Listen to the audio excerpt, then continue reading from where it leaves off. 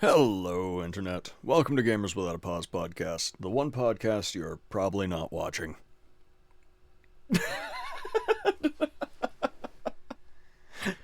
Yeah.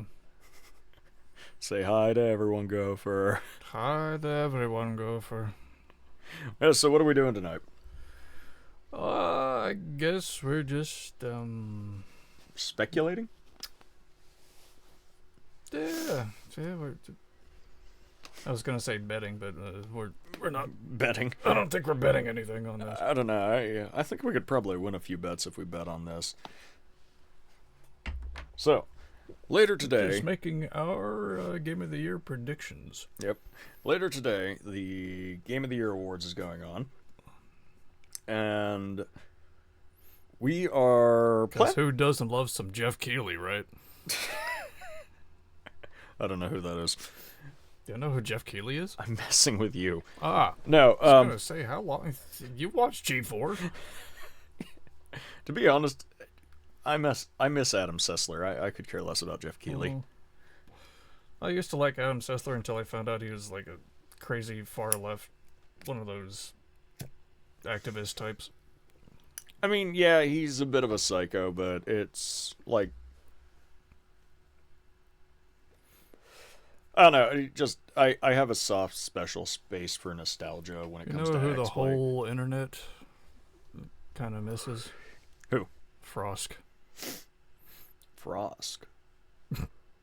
Yeah, that crazy chick that was on the G4 revival. Oh. Went on and on about the about Gamergate and women being subjectified in gaming, or objectified rather. Was that the one that did the bully hunters thing where that like went so horribly that they had to kill that stream like 20 seconds in? Maybe that sounds like something Frosk would do. Yeah. Well, it wasn't like 20 seconds in, but I remember they did that whole like bully hunter stream and it was like, yes, fight internet bullying, and it was one of those cases where the stream got bullied to such a hardcore extent that it was like they had to stop the stream.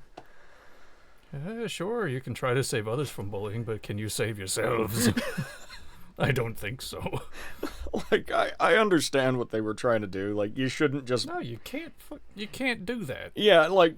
You can try, but you will fail. There are too many voices. I mean, yeah, Silence. notably, it's proper to be like a normal, balanced person Of course, when you're online. Most people are decent people. But here's the thing. The loudest voice is always going to be the loudest voice, and it's always going to be the insane troll randomly doing whatever the hell they think is the funniest thing to do. Hey, you know the 10-year-old white kid who's shouting the N-word over Call of Duty. Exactly. Yeah. It's going to be your average Xbox Live 360 lobby that's going to be like the outliers that basically win, because that's the one everyone's going to remember. Anyway. Anywho, let's... Trip down memory lane aside. Yeah. Alright. Hey, Jinx has joined us. Welcome, Jinx. Yep, you have a cat on your lap, I have a cat on my lap, and we are ready to begin. Alright, crazy catmen. Crazy Catmen. Welcome to the Crazy Catmen podcast. I might have to change the YouTube channel name now. The YouTube channel name. Crazy Catmen. Gamers with cats. Alright, anyway, no. Gamers without dogs. But if you can't tell, me and Gopher just spent roughly the past 3 hours at a bar. We went for some food. And, yeah. yeah. And we started talking about bringing back the podcast, and we had an idea because we started an argumental debate, effectively. Not really an argument, but more of like a back and forth, a gentlemanly discussion involving what we were thinking for... We got kicked out of the bar because we were yelling about video games and throwing beer bottles at each other. It's true. We also went ahead and beat up our bartender tonight after giving him a good tip. So, you know, always tip your bartenders, especially after physical violence was involved. Yeah, well, you gotta apologize somehow. Exactly, you know. Words won't do it. Gotta pull a barf every now and then. I can't be kicked out of that bar. It's the only one I like to visit anymore. Yeah, maybe we can go somewhere else. Anyway. I know a couple of good ones. So anyway. Nice and quiet. Alright, go for focus. No, but Right. Anyway, So we were looking over the nominees for Game of the Year, and we wanted to go through them and Which we should have done this sooner, but True, but now we're doing this technically the day of. Oh yeah, good God, it's 30 minutes into today. Well, so that means when I said later today, I was 100% right. Yes. I just have to get this uploaded before the Game Awards go live. That way people don't claim that we just, Well, you heard it here first, folks. No editing here. 100% you're going to listen to all this. You're going to like it. No, but anyway. I don't know about that.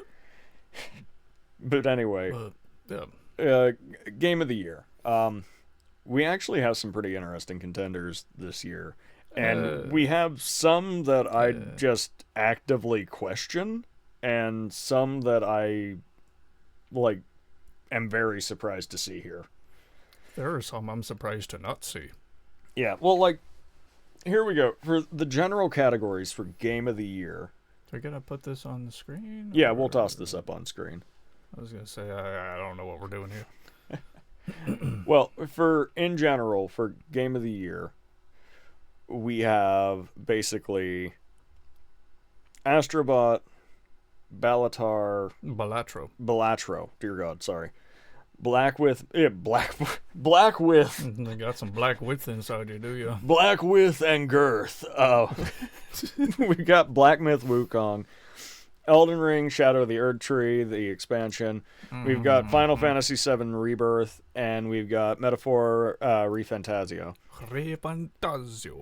Which, I have to say, honestly, as far as it goes, let me go ahead and drop off our stuff here so that everyone can see what we're looking at.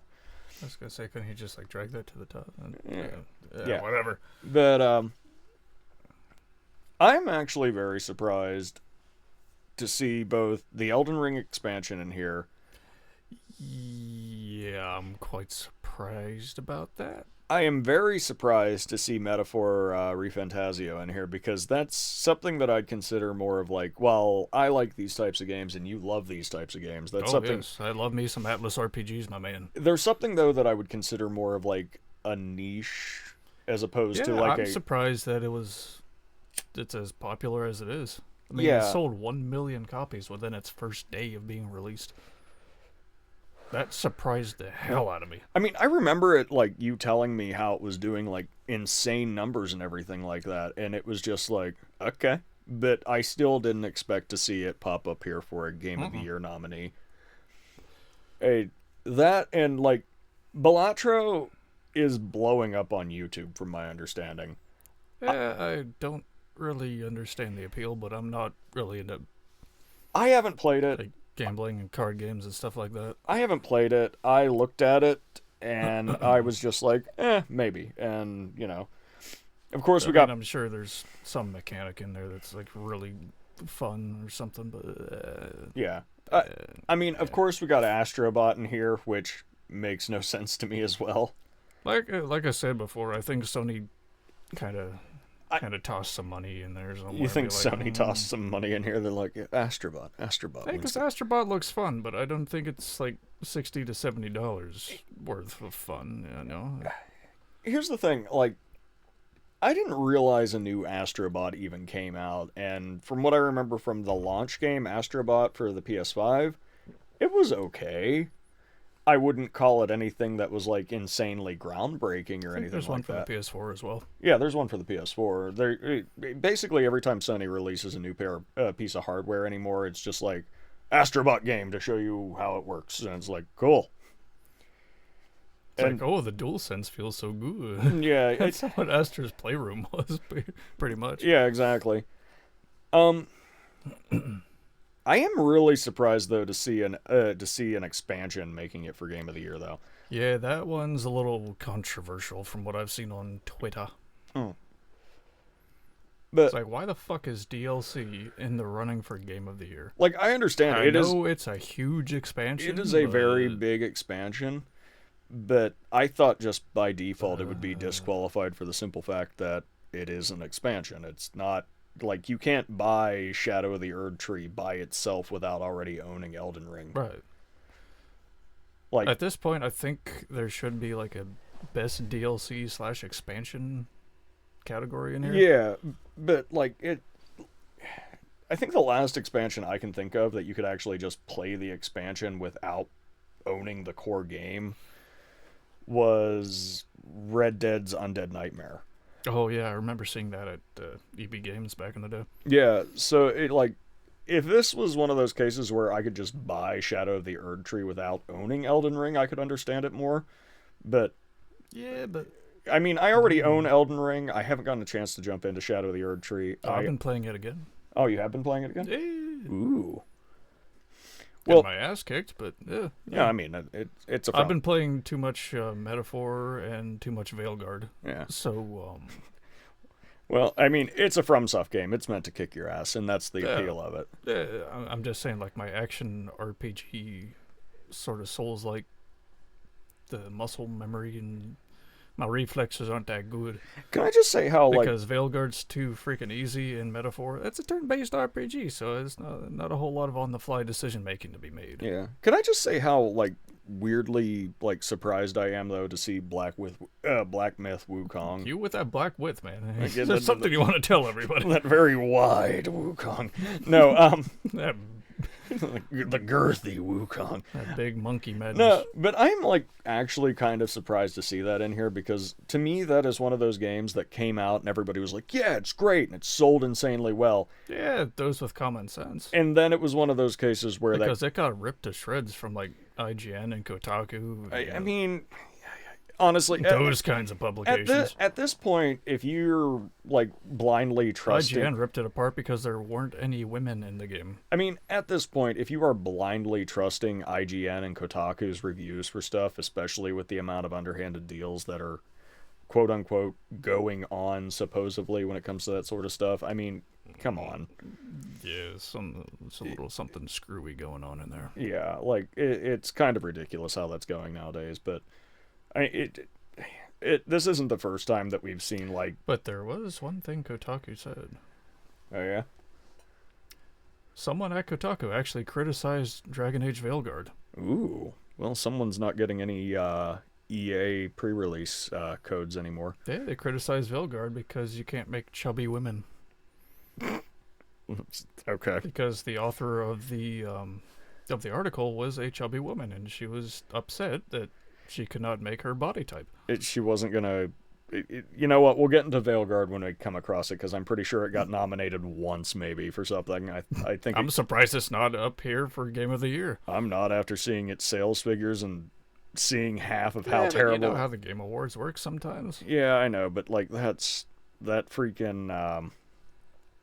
Enough people were making a huge rave about it. That story was so bad. All right, you tell me. So out of the game of the year nominees, what's your safe bet? Oh, not even a safe bet. Who would you like to see to win, and who do you think's going to win it? I mean, I have only played one of these games. You've only played one of these so far? Yeah. But I have looked at all of them.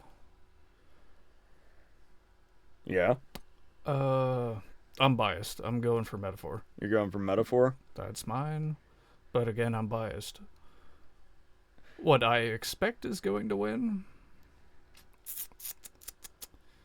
That is a toss-up between Final Fantasy and Elden Ring.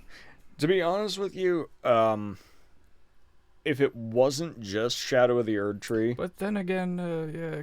Shadow of the Erdtree, it's a DLC, so I can see enough people maybe making a stink about it being a DLC that it might not. Yeah, honestly, if it wasn't the fact that it was actually just the expansion for Elden Ring... So yeah, I think I'm going all in on Final Fantasy. You think you're going all in on Final Fantasy? Yeah. I think, honestly, I don't think we are going to be arguing this one too much, because, honestly, I think I would like to see Metaphor win it, because that seems like that's a game that you don't normally see a lot of. No. Oh dear God, stop that. I love it. But as far as it goes, though, I do think that Game of the Year is probably just, here you go, Final Fantasy, congratulations. Which, I love Square. Final Fantasy VII is probably one of the most continuously overdone Final Fantasy type situations in the Final Fantasy universe. Where's Final Fantasy X Rebirth, huh? Yeah. Good God. All right, no, but I'd say I think me and you are together on this though, because I would like to see Metaphor get it, but I honestly think it's gonna be Final Fantasy for the win for Game of the Year. I would even like to see Black Myth Wukong get it because you don't see a whole lot of these, like, holy shit, great looking games coming from China. Usually, what you see coming from China is like gacha games and stuff like that. That's the main thing though that I think don't is see too many of these. See, the thing is though, I think Black Myth Wukong. Also, I've been following this shit for years. The thing is, though, I don't think Black Myth Wukong is going to get it. Still need to play it. Primarily because, just as I said, that game came out, everybody was like, oh, it's so amazing for like a month straight, and then it just basically fell off the map.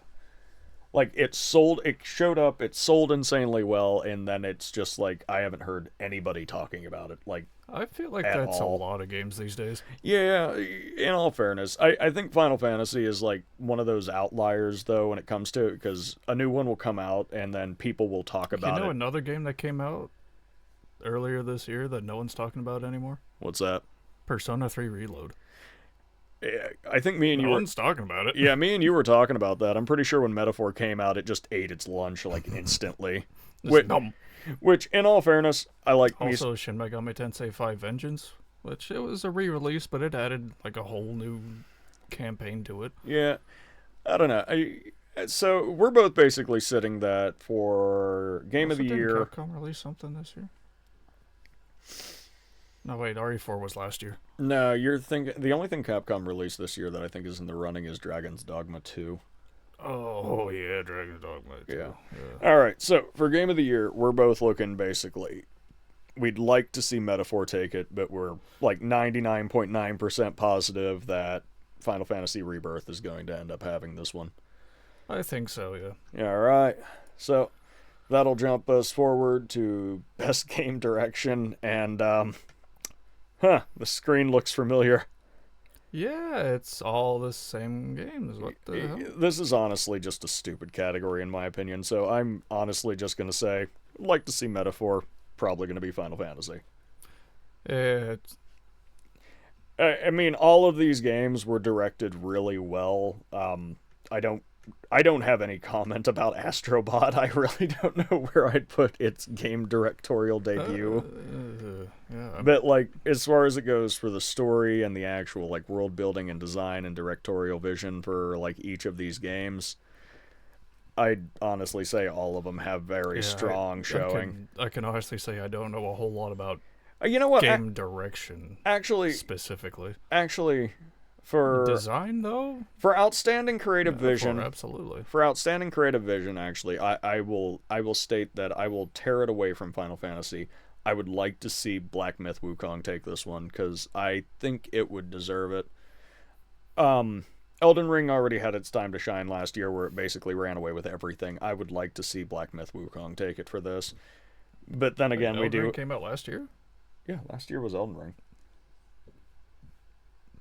Well, shit. Yeah. But Rebirth... Oh, I wonder what FromSoft's doing right now. Was it last year? Dear God, you're going to make me look that up. I thought it was like 2 years ago, right? Was it? Dear God, has it been that long? Has it?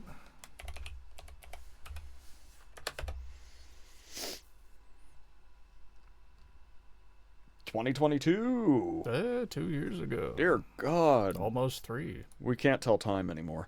No, we can't. Anyway. We're too damn old. Nah, I'd like Black Myth. Master Roshi's over here. I'd like Black Myth Wukong to run away with this one, but I still think Final Fantasy's going to take it.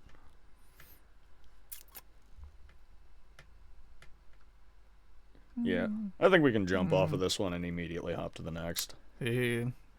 All right, Best Narrative.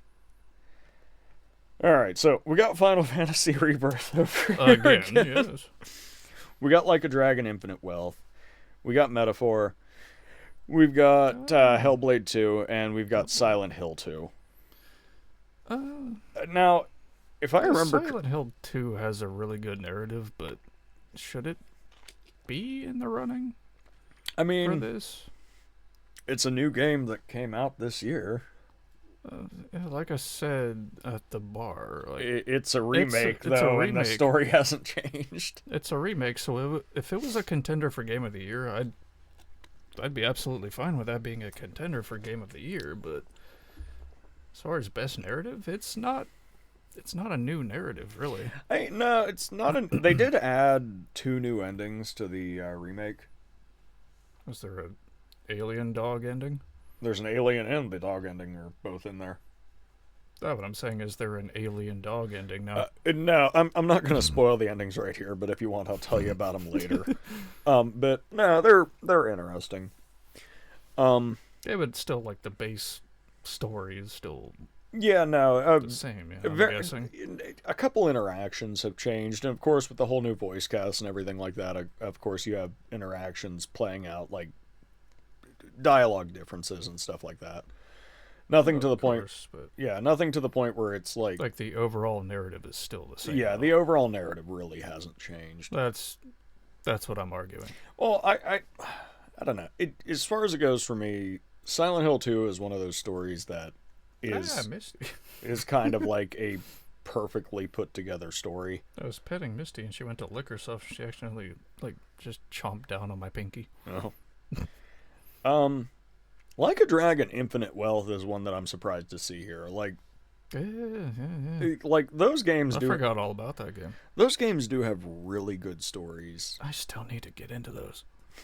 I highly Joe was like telling me how great they were. I'm yeah, like, okay, maybe someday I'll get into them, but there's like so many of them right now. Yeah, I do highly recommend it. Metaphor, of course, had a great story. I do want to play the pirate one. That comes out beginning of next year, I think. I think something like that. Yeah. No, but Final Fantasy Rebirth, of course, I'll give them that one because they are because they are changing a lot. Yeah, they have been changing a lot of that game's story. Metaphors, it has some really awesome story beats, and then there are other things. They're just like, what? It falls into that. It falls into some of those like Japanese storytelling tropes when it comes to that type of RPG game. Like, you ever play a game or watch a movie where there's a twist, and then you go, oh shit, I did not see that coming, and then the twist immediately gets undone. Mm-hmm. Like within 10 minutes. That happens at some point in the game. I'm just like, oh really? Shit. Yeah, like I was really hyped about this freaking twist, and then you just like, nope. Well, I got a kick out of it. So that put like a little bit of a sour note in there, but. Well, like I finished. But I also think it's really cool how the game is just basically like a presidential election, but with like warriors and wizards and sorcerers and stuff. Yeah. Well, like I think it's really cool. I got a kick out of it because you know how I like the Modern Tales games, and the Modern Tales games are like really sickly sweet, and then something horrible happens, and then the entire thing is basically like punching the character down as low as they'll possibly go, and then start slowly climbing yourself back up, basically. And it's like, everything is awful, and then by the end of it, it's like, we found happiness anyway, and it's like, okay, this is fun. It's tropey as hell. But I never finished Tales of Zestiria. I kept putting it off and putting it off. Like the modern Tales of games are tropey as hell when it comes to the way that they do that, but it is like one of those cases where it's like, it's neat. And I was all excited when it was time for Visions of Mana, because apparently the Visions of Mana story was supposed to be somewhat like that. And it follows, like, the beats of, like, starting, like, oh, everything's happy and awesome, and then something horrible happens. Oh, of course. And you're expecting that, like, that long climb back to finding, to being able to finally get your victory and everything like that. But instead of giving me that narrative option, it basically goes from, oh god, this psychotically horrible thing happened, and now this person's dead. Well, okay, we'll win anyway. It's fine. Don't worry about it. It's cool. And it's just like, okay. So every RPG ever? Well, no. It took this character and it like injected them with enough sugar to put you into a diabetic coma, basically. Oh no. And then they're just like, kill it.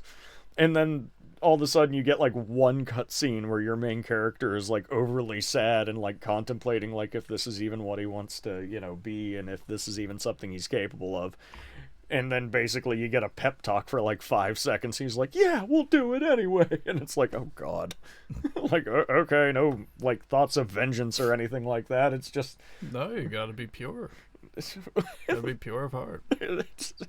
Well, like the mana game. How else are you going to wield the ultimate god sword? Fun fact, you don't even get to wield the mana sword in Visions of Mana. Oh.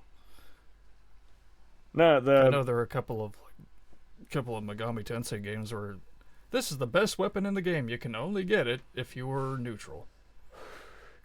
Yeah, no, in Visions of Mana, I think it is actually the first mana game where you do not get the mana sword, because legitimately...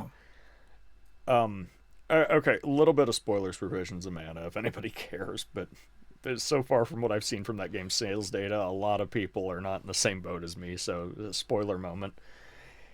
You effectively... Going way off topic now, holy crap. Yeah, I'm sorry. You effectively run in there, basically, and you're like, hey, they're one character that effectively is your quote-unquote bad guy for the beginning of the game that basically heavily fucked you over, is effectively trying to grab them.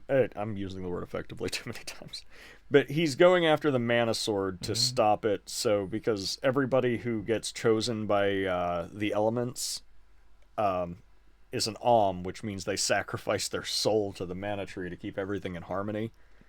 And he's trying to figure out a way to make that stop, and he's like, the mana sword, because people used to not have to sacrifice themselves to the mana tree.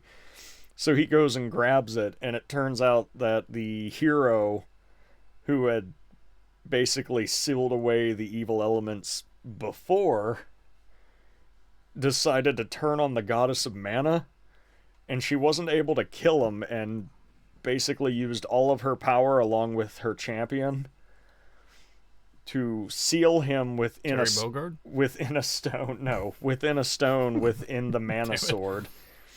So they like go and everything like that, and you're like, oh, you're gonna get the mana sword, and then all of a sudden it's just like, actually no.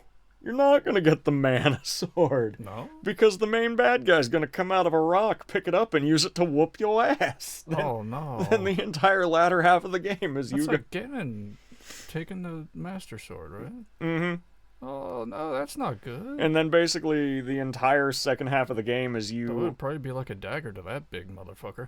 Well, the entire second half of the game is you chasing him down, basically, and stopping all the things he's doing. You're always like a step behind him. It's like, oh no! That's what makes a good villain. They're always one step ahead. He summoned this giant flaming monster, and it's got Ignis all angry and everything like that. We have to go stop it. Ignis! I want to play Baldur's Gate 3. Anyway, we went way off topic, though. What are we thinking for best narrative? Best narrative. Like, the only one I'm not, like, going to go on about in any sort of expressive detail is Hellblade 2, because I did not play it. I tried playing the first Hellblade, and I just could not get into it, and so I've heard some conflicting things about Hellblade 2, so... I couldn't get into the first one, so it was the mentality of like, well, why would I play the second one if I couldn't finish the first one? Because it's a continuous narrative. I don't know, with this one, I'm kind of... For some reason, I'm thinking Metaphor might take it. See, I think you're right. I think Metaphor could take it, but... Because I'm not like every other person on the planet, and I don't know the story of Final Fantasy VII that much. But I'm not sure. There might be people who don't like the way that Rebirth has taken the story. See, I don't know. The accolades and the Roman-style orgy that Final Fantasy VII Rebirth is already getting, though, I think it is going to run away with it. I'm with you. I would like to see Metaphor take it. Honestly, if this was just my pick and I got to just choose who won Best Narrative, I'd take Like a Dragon, Infinite Wealth, because that story is kind of crazy and fun. It is, but...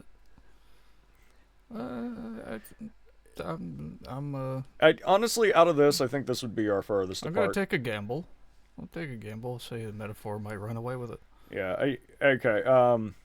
if you're gonna say Metaphor's gonna run away with it, instead of just picking the obvious answer of Final Fantasy, I think I'm gonna go with I'm gonna give it to Silent Hill 2. Really? Yeah, I'm gonna. Hey, if it ain't broke, don't fix it. Oh, they certainly didn't fix the what's her name's face. I know that. Honestly, after playing it a bit more, there's some. I mean, Maria still doesn't look right, and what's her name, Ashley? Huh? Oh, god damn it! The chick you first find in the graveyard. Oh, I cannot remember her name. Oh god, I went blank too. I only played Silent Hill like twice, so. Yeah, honestly, the initial way that she's introduced, the lighting really doesn't do any favors for the character models for some reason. I don't know why it is, but when I was playing it on ultra settings and everything like that, it looked really good to the point where it was like, oh, okay. Like, everybody kind of looked like they got stung by bees and were kind of like... No, like, seriously, they looked kind of plasticky and they looked like they were, like, stung by bees when I originally watched, like, the pre-release trailer and stuff like that. I don't know if I was just watching it on a low-resolution setting or something, but... Then when I actually... I'm not sure if resolution would make you not look like you were stung by bees, but... But anyway, when I actually loaded it up and played it, I was like, oh, yeah, no, they look all right. Never mind. Yeah, that's a good-looking character. Because I think one of our earlier... Yeah, she just looks a bit off. I don't know how to describe it, but... I think it's one of those cases where the character models have increased to that point where they're, like, sitting right in the middle of that uncanny valley. I think they're getting to that point on, at least within Silent Hill, where the characters look... You're talking like Resident Evil 7 type. Yeah, I think it's that case... Like when the RE engine first came out and they were still trying to figure things out, or even RE2. I think it's one of those cases where kind of like that. I think it's one of those cases where the models look really good, but they look good. They look too good to, like, regular, like, just, like, oh, it's a video game character, cool. But they don't look good enough to, like, pass as, like, actual, like, human mocap, like, what you would expect. So it's like in that weird middle spot where you just look at them and you're just like, Yeah, the weird thing I noticed is that, I mean, James looks fine to me. I think the thing that makes James look better, too, is because James still kind of has, like, that emaciated look a little bit. Like, he's got, like, the dark circles. He hasn't slept in weeks. Yeah, like, he's got the dark circles under his eyes and everything like that. And he looks like a character that's, like, been drugged through the ringer already, but, like, when the game starts. But everybody else kind of has that mentality of just looking like person. And it's like, okay. And what I was going to say is the thing I noticed is in a couple of different games that I've played, it looks like the male models look really good, but some of the female models just kind of look off somehow. I don't know what it is. I don't know if it's like old NetherRealm. I don't know if it's a thing of old Mortal Kombat games. Yeah, I don't know if it's a thing of, like, the facial structure, if it's just like they're not nailing that, or like I don't know what's going on. Yeah, like, because James's animations look really good, and like going back to Resident Evil, like Claire in Resident Evil 2. Mm-hmm. You look at her and her model that they used for her face. Mm-hmm. You can see similarities, but there's still something off. Yeah, no, like Claire's model is a really good model. Jill's the same way. Yeah, Claire and Jill both for the Resident Evil remakes have really, like, damn good looking models, but something in the face, the way they put it together, is just, like, slightly Leon off. And Carlos. Yeah, like Leon and Carlos look really good. I don't get what it is. Like, even when they're, like, shifting around to do, like, complete, and like, especially Resident Evil 8, Chris. Oh, that's a hunk of a man right there. See, that's the thing that I really don't get. Like, there is just something off there, because, like, even the trucker from the beginning of RE2 remake, that looks like a real man right there.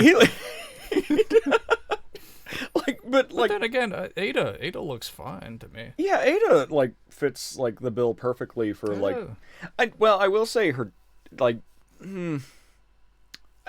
some of her animations when she, like, fully opens her mouth to do, like, that pain grunt thing, that just, the way her face moves still there. a little bit of work to be done in the mocap. Like, as far as it goes, though, department I like a good, pretty-looking game, but you know how I am. It's always one of those cases where I care way more about gameplay, and I care way more about... Nice art style. Yeah. I care way more about how the game actually plays and how it conveys itself as opposed to how it looks. Now, the prettier it looks, you know, I'm going to give you brownie points, but, like, I don't need something to be, like, photorealistic the whole way through. I mean... That's what I think is really starting to tank the industry a little bit. Oh, yeah. We could talk for hours about that. We've already, like, burnt 30 minutes and we're only on to our third freaking... Jesus. Let's move on. Okay. Let's get out of here. Best art direction. Astrobot's here again. I'm just ignoring him. I'm sorry. It's Astrobot. Black Myth Wukong had a lot of... Astrobot's just kind of like a Pixar-esque looking... It is always a love letter to, like, older Sony, like, platforms and older Sony games. I'm just talking about how it looks, because we're talking art direction right now. Yeah. It just looks like a toy box, kind of. It's like a Pixar-esque kind of... Like nothing really sticks out about its art style. I'm going to say this right now. Other than Astrobot, I could see any one of these for winning Game of the Year. The thing is, with Black Myth Wukong and Elden Ring, those two, they just go for like a really good-looking... But you got to also look at like their environment design That's what I'm talking about, their enemy designs. Yeah, Black Myth has some... Well, both Black Myth and Elden Ring have some pretty cool-looking enemy designs. But as far as like... In Metaphor's art style, and not to mention... As far as overall like art design... I don't know, we've just seen games with this art style before. They're just like Souls. I mean, we've seen like art designs from like games like Metaphor before too. I mean, yeah, but I feel like Metaphor, like, have you seen like many cutscenes in that game? Like a couple, with the whole weird moving textures and stuff going on with the shadows. Yeah, the shadows. That's really cool. The shadow textures, the way they... But Neva... They're all brushworks as opposed to like... I think it's a really awesome art style. Oh yeah, Neva. How do you say that? Never again. Never again.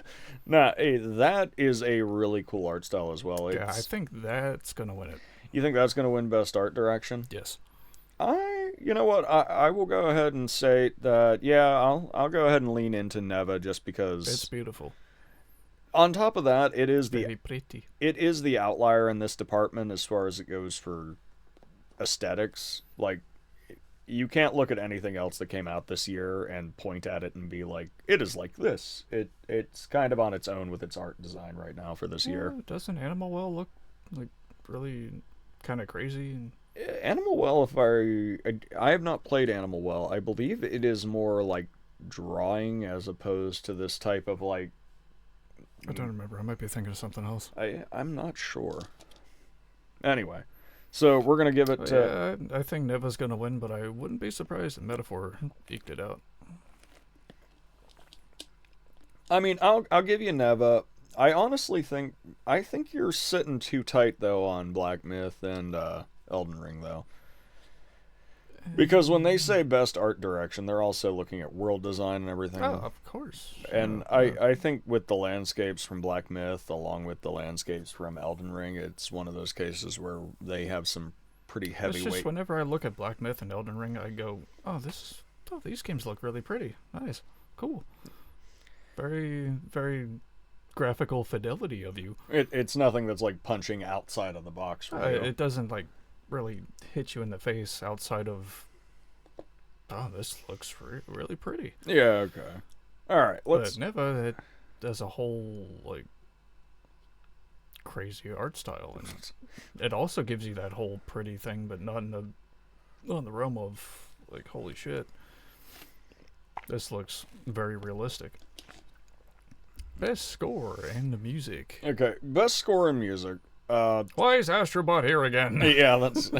Okay, I will say Stellar Blade had some good music. It didn't really... I played the demo, but... It didn't really have anything that stuck in my brain after the game was no longer on. It was just kind of like...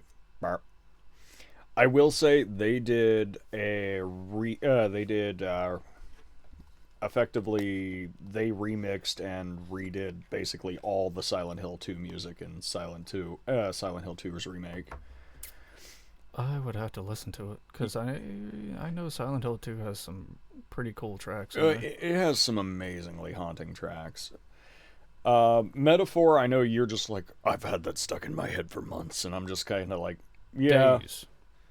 Days. But I'm just like, yeah, but... It's usually when Gwiz comes over that he reminds me of like, hey, yeah, but Final Fantasy VII Rebirth is in here, and we're talking Final Fantasy music. I mean... Also, the music and Metaphor whenever you're traveling. Oh, I want to listen to it right now. I don't know. I'm still gonna have to fight you on this one. I still think Final Fantasy VII Rebirth is gonna take it just because.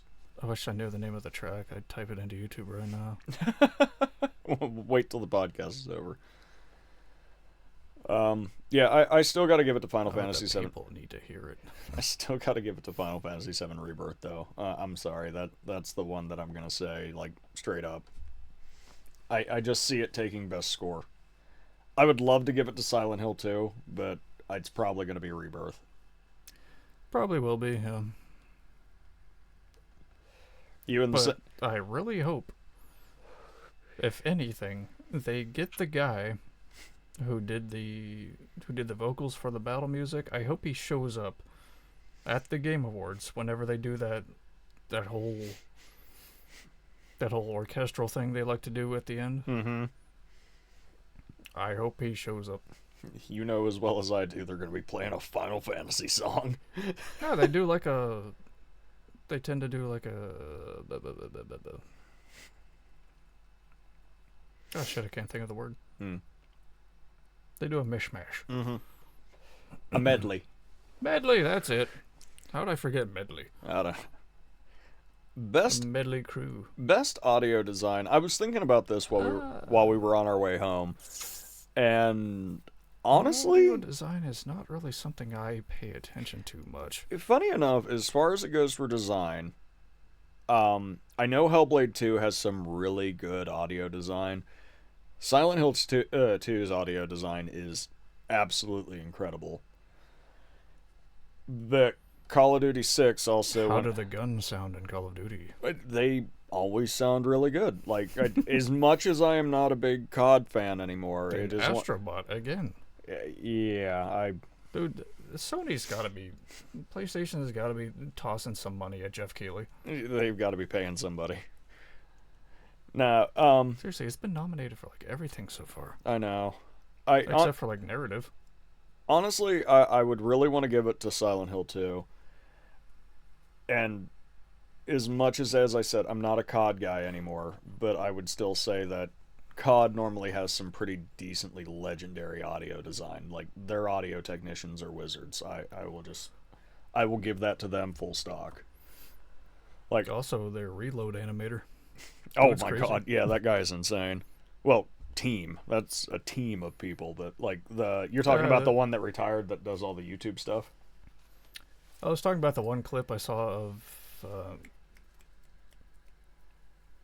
it's a YouTube channel, a bunch of like animator software kind of visual design dudes. Are you talking about the one with that tech pistol that the entire thing is actually just all CG and it took people forever to figure that out because it does the soft thumb movement and everything. Yeah, the guys who do like reacting to the Corridor. Corridor crew. Yeah. I saw that one. Yeah. Now, I was talking about that guy specifically. Whoever did that. Yeah. The Call of Duty though, I do not agree with how they sell their stuff. I don't agree with their season pass and their microtransactions and all that crap. But I cannot... rip Toys for Bob. Yeah, but I cannot deny... Well, Toys for Bob is still around. They just went indie. Yeah. But I cannot deny... Still, they got their fucking team butchered to work on this. Yeah. I still can't deny though how good their audio design team is. Like they do black magic. And video. The Call of Duty games do look really good. But oh yeah. But it's not a game for me. As far as it goes for like atmospheric audio design, I would still be giving it to Silent Hill 2. Audio design, I think Black Ops might take it. Alright. I think they will. So you're black. Just depends on how chunky those shotguns sound, you know? Excuse me, Misty, I need to wet my whistle here. Oh god, how to get a cat off your lap without angering said cat. Without angering said cat, yes. So no, Misty doesn't like being picked up, so... Alright, I'll have to put a timestamp for me to cut here. No, I'll be right back.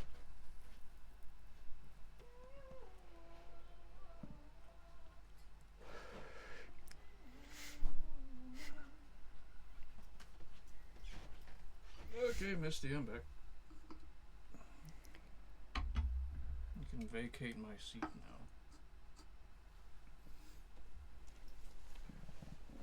Whoop. Whoop. Now, I Best think performance. Brianna White. Let me see who Brianna White voiced.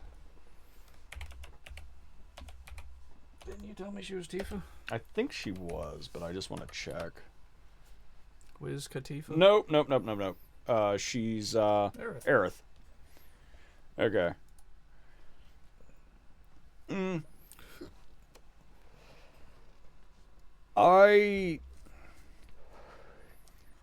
Try it. Okay. Moving this away from the mic. To not take anything away from any of these voice actors, I would honestly say Brianna White did a good job, and just because of how popular Final Fantasy is, I could see her taking it. Melina, I haven't played Hellblade 2, but I have heard her voice in that. Whoo. Yeah. Crazy. She did a great job. Here's the thing, Humbriella Gonzalez. Oh, I can't remember how to say her name. Humberly Gonzalez. Yeah, from what I've heard from the voice acting in Star Wars Outlaws, it's top notch. It's top notch work. It's good voice acting. She did what she could with that weird ass game. Yeah, but like I just think primarily I don't see her winning this one just because of the terrible reputation that Just Star Wars because- Outlaws has. Yeah. just because of how bad the game did in general. Yeah. No, I don't know anything about Life is Strange. I've never played a single one of those. I played the first one, and after that, I did not play anything. I think Hanatel is Max. Is Hanatel Max? How the heck do you spell her name? Hannah. Hannn.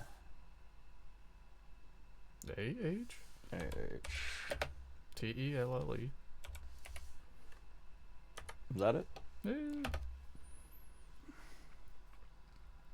Yeah, but who does she voice in Life is Strange?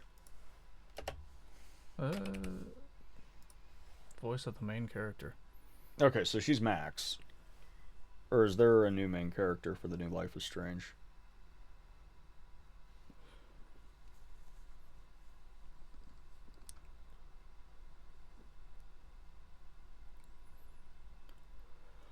Okay, I don't know enough about the new Life is Strange to really be able to give an up or down on that. This is a tough one. I mean, I'd like to give it to Luke Roberts because I think he did a great job in the new. He's the only dude nominee. I think he did a good job in the new Silent Hill, but I don't know. I think it's gonna come down to Brianna White and Melina Jurgensen? Is that how you say that? It's either Jurgens or Wergens. Wergens, German. Ugh, German people. I'm just taking a guess here, a shot in the dark. Yeah. No, but I'm with you though. I would honestly give it either to Brianna White or I would give it to um oh god, Maximilian Dude. Maximilian Dude. Maximilian Dude for his role as Maximilian Dude in Yo video games. No, he was in a game. I forget what the hell it's called though. He and Benny were both in it. Oh, that's neat. No, yeah, I'm not sure here. Yeah, as I said, I'm gonna go ahead and state Brianna White until somebody proves me wrong. Which kind of makes me surprised that it kind of makes me surprised that none of the other cast of Final Fantasy VII's voice actors made it in, because it's just like last year. Only Neil Newbon made it in from Baldur's Gate 3. Really? Oh, I did not know that. Then again, who else would you pick other than Asterion? Oh, he does have the sexiest voice. I'm sorry, that man is amazing. He does. That man is amazing. I don't care.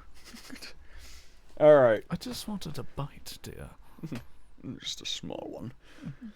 I'm just a innovations and accessibilities.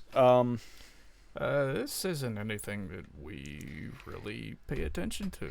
I mean, it's a good thing to pay attention to. I love the idea of video games being more accessible for more people to play them. But yeah, I'm not opposed to accessibility features. It's just I'm not colorblind. But yeah, I don't have any crazy phobias to worry about. Yeah, but like as far as it goes for the nominees for this, Call of Duty has always been pretty accessible friendly. I mean, they've been accessible friendly probably since unless you're on console playing against PC players. Yeah, but then you're done, son. They've been pretty accessible friendly since basically they rebooted the franchise. The new Diablo is such a cash grab when it comes to a lot of how that game is. As much as I used to love old Blizzard, I can't see myself doing anything with any of their stuff. I never played the original Diablo, but 2 was awesome. 3 was cool. The first Diablo was amazing too. I loved the first Diablo. I used to play the PS1 version, and I had when I bought my original Diablo 2 expansion combo set, it came with a disc of Diablo 1, and it was like one of the first Diablo games I played multiplayer. Pardon me. But Dragon Age Veilguard was just an absolute mess. Like it had good accessibility options though. Yeah, but like it had multiple different colorblind options. Like I don't know. That game is a can of worms that we would honestly have to that would be a whole podcast in and of itself. Yeah, it is like the quintessential we forgot the plot type game. We forgot the plot in exchange for social messaging. Yeah, and virtue signaling. Yeah, it was like, dear God. It was just a mess from one end to the other. Like, there are gods destroying the world? Well, I have to talk to Lucanus over here. We have to do social commentary first, and it's just like, you're a fantasy game. If you want to be friends with everybody, like you can't even tell any of your companions to get lost or anything. The thing that just you can get them killed. As I said, it's one of those cases we'd be here all day. But I don't know what I did wrong to get my one companion killed. It would I did his entire quest line. He just freaking dies towards the end. I'm like, what the fuck? I did everything right. Yeah, never mind. We will. I don't know. We will possibly do that in the future, but not right now. I'm sorry, Hassan. Prince of Persia: The Lost Crown. I've been watching Ubisoft stock fall through the ground, basically, and holy crap, that. Yeah, and terrible. Like when they mentioned they've been making some of the decisions of all time. Like when they mentioned a new Prince of Persia game, I was like, oh, cool. But and then it turned into like a Metroidvania kind of thing. Yeah, well, like Prince of Persia's always been pseudo. But I was expecting like Sands of Time. You were expecting I honestly, I don't know. I just like I looked at it and I was like, oh, that might be neat. And then it came out and I didn't even notice. I legitimately, I think the time that it came, I noticed, but it. I think when it came out was when the time was right around the time that everybody was talking about Ubisoft slowly burning to the ground, and I was just like more interested in hearing how that was going, and completely forgot about it. But you look at the main character, and he's got that overly done, like, weird dread hairstyle that honestly I've heard even black folks say they're sick and tired of seeing in media. Honestly, it's not even. It's like the shaved sides with dreads, though. It's not even that. Honestly, I look at I look at the new Prince of Persians have dreads. I don't know. I don't know. But I look at the new Prince of Persia like protagonist design.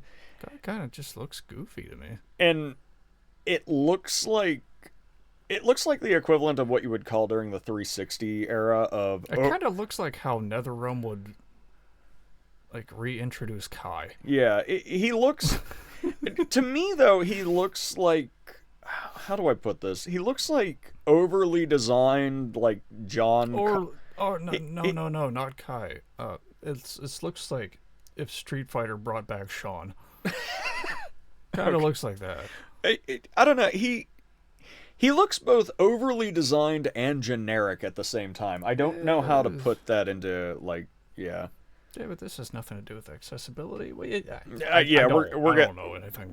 getting off topic. That's what we're all about here. I don't know. For accessibility, like in Star Wars Outlaw, like great, more people can play it, but who the hell wants to? Yeah, nobody. Exactly. I don't know. I'm gonna throw it on Call of Duty. I don't have anything else to add. I'm gonna throw it on Veilguard. Okay. I guess. All right. Games for Impact. Much as I don't want that game getting anything. All right. Pro-social messaging for our games. Honestly, I'd give it to Nava more than anything else because Nava's really good. I'd also possibly throw it at Hellblade. Oh, freaking Tales of Kanzera. I haven't played that. Oh, I remember. I think this was shown at another.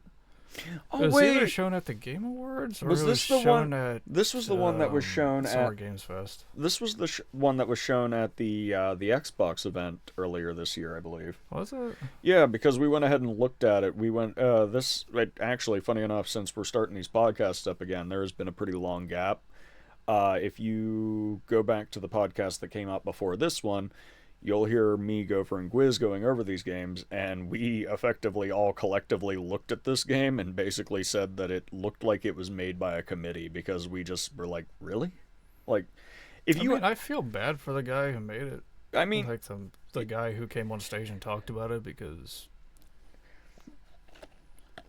yeah, I think African culture is I think it's kind of a cool thing. It isn't really explored a whole lot, but what is that? I don't think this game really had a whole lot being pumped into it. Really, what was that game that took place in? It kind of looked generic. What was that game that took place in Louisiana and was all about like the bayou and like voodoo magic and stuff like that? Because that was a really neat game. I don't know if that's out yet, but I'll have to see, because I'll have to play that if it is, because that was one that I was looking at that was really interesting, because we were like, oh, that'd be so awesome, and that's probably one of the games that I think should be in here as far as it goes for, like, showing, like, different cultures and interesting things like that. The Louisiana culture. Well, I mean, that's not the...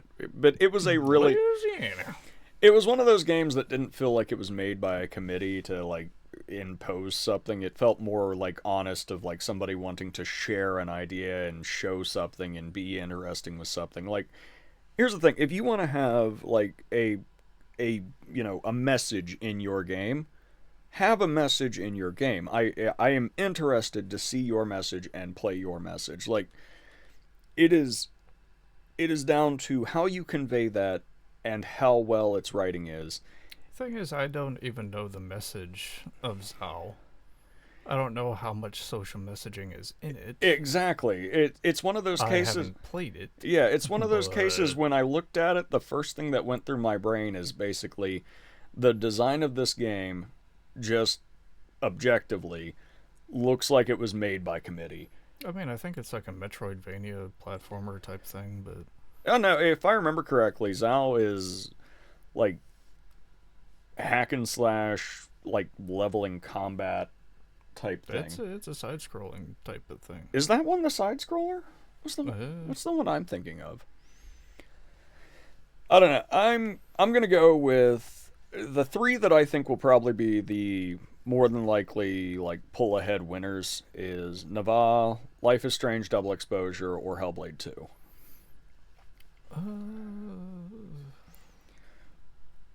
This is a hard one because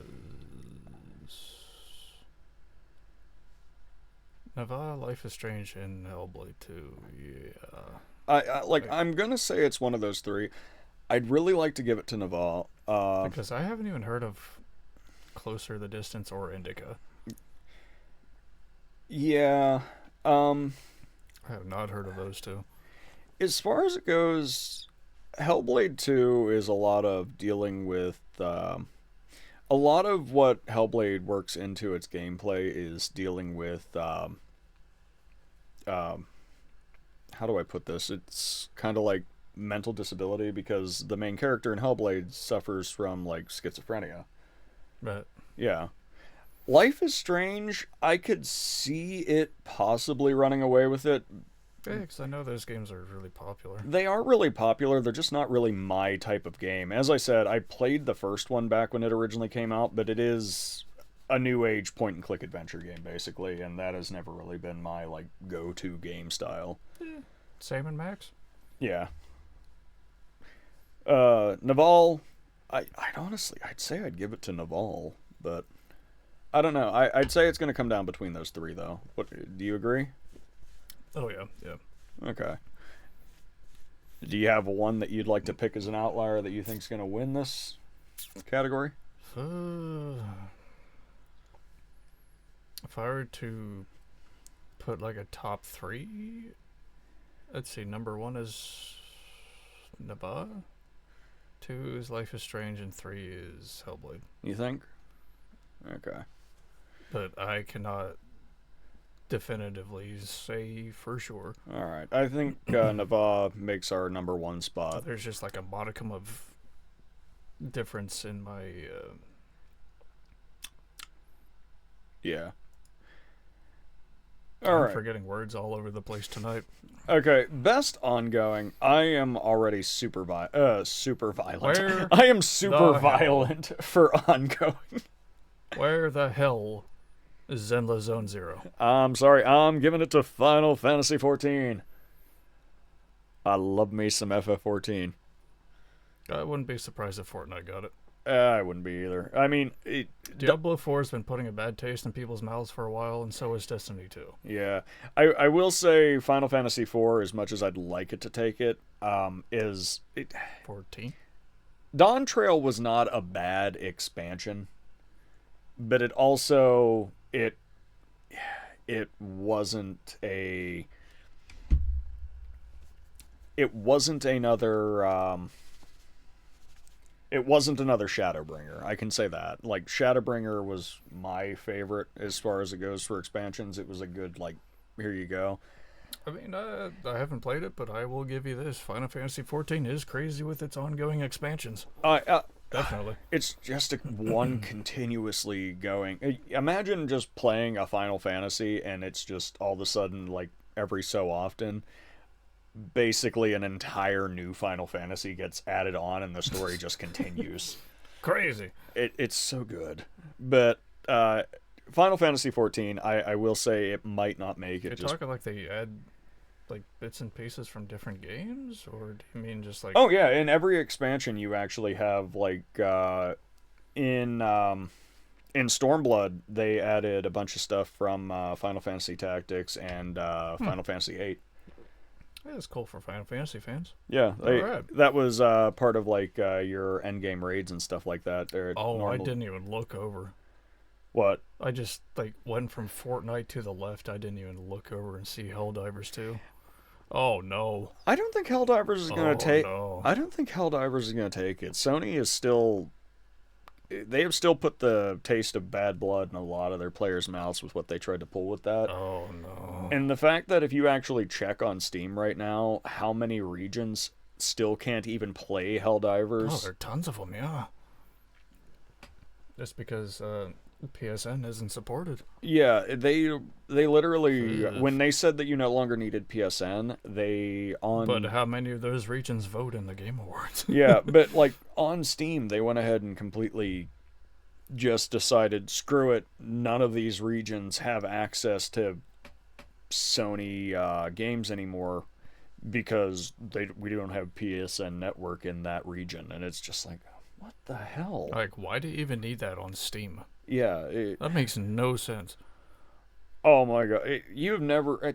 the amount of how fast they walked that back and then still screwed everybody over is that just so they can sell your information? Yeah, and they still then turned around and basically screwed over a bunch of people as silently as they could.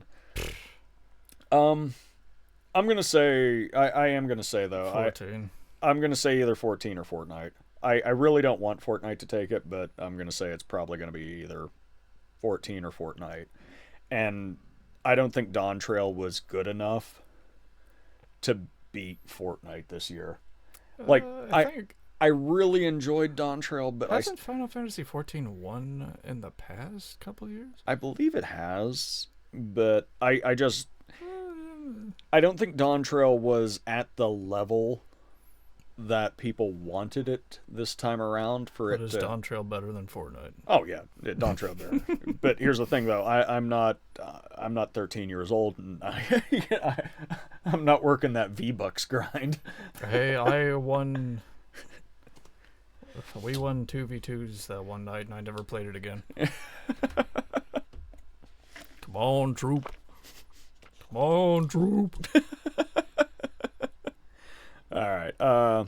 So I'm gonna hope for Final Fantasy 14, and I think it'll get it. I'm gonna cry when Fortnite takes it. I know I said Fortnite, but I changed my mind. Okay.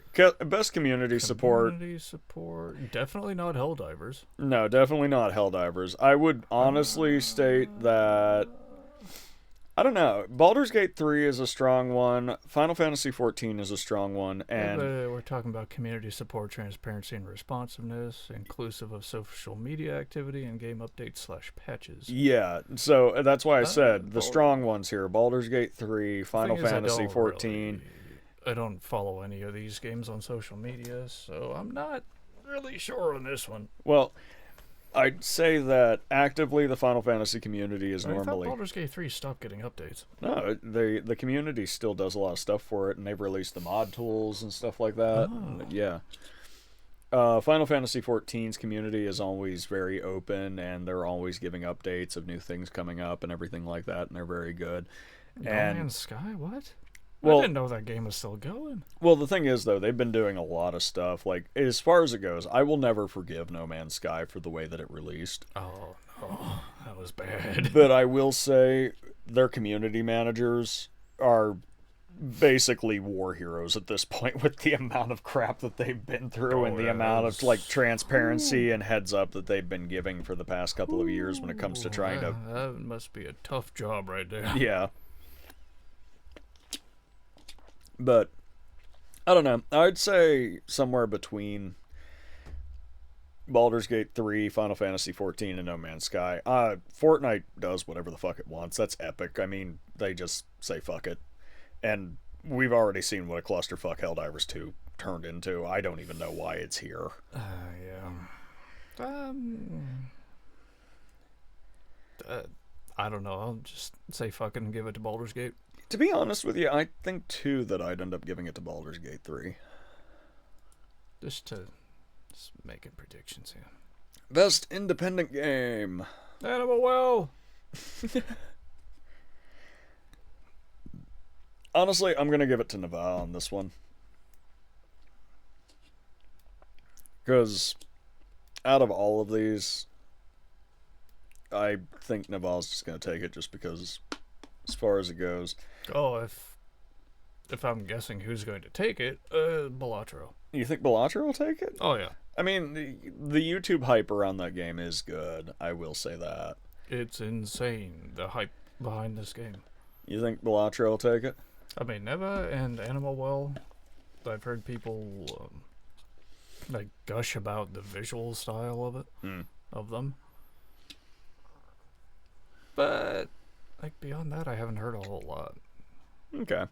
But Balatro, for some reason, like there was a point in time for about a week straight, I just kept saying Balatro all over the bloody place.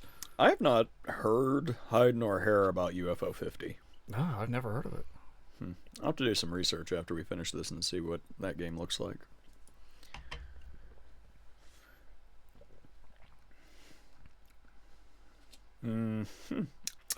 Plucky Squire. Plucky Squire wins. Balatro. Plucky Squire. I want it to win. That game looks really fun. It is so fun. It is so cool. Wait, you have it? Mm-hmm. Shit! We can I play. had no idea. Yeah, we can play it later if you want to. Yeah, but Oh, no, but you got some stuff to do. I got some stuff to do. yeah. I don't know. But you're right. Balatro will probably take it, but I would like to see Plucky Squire deserves a win. Come on, we got. It does, yeah. It does. It's really cool between the 2D and 3D elements. Mm-hmm. The fact that everything you're doing is basically between jumping out of a book to get items and stuff like that. And yeah, I think it's. I mean, other games have done it, sure, but you actually get to a certain point in it when the bad guy has actually managed to rewrite part of the book where the narrator's just being mean to you. Oh no! It's just like that part in Metal Gear whenever Sarge, is his name Sergeant or Colonel? Colonel. Yeah, Colonel. wrong rank. Or Colonel turns into the freaking AI crazy man. The lalelulelo. Lalelulelo. No, but you get to a point in there where the bad guys manage to rewrite part of the book, so the narrator's just like, the devious Plucky Squire found a way to get out of his prison cell, and it's just like, this is so funny. Spoilers, mate. Hot damn. No, Plucky Squire is good. Like, I honestly... I know, I can tell just by looking at it. It's good. There's a lot of heart and a lot of, like, you can tell the individual that... Animal Well also deserves a win. Yeah, you can tell the individuals that... deserves one, but... Yeah, you can tell... I really think Balatro's going to run away with it. Yeah. You can really tell, though, with the way that Plucky Squire is written and put together, that someone loves their SNES and their 2D Zelda, and they kind of get a little bit of Hat in Time vibes from it too. You get kind of like it, to me, if I was gonna pick 3 games to like say how Plucky Squire like reminds me of things, kind of like Zelda. I would say 2D Zelda. I would say like the aesthetics of Hat in Time for like the 3D segments, and then I would say it's kind of got like a taste of Undertale in it with the way that characters act and stuff like that. Oh, you mean Earthbound? Yeah, basically. Okay. I still don't like Undertale.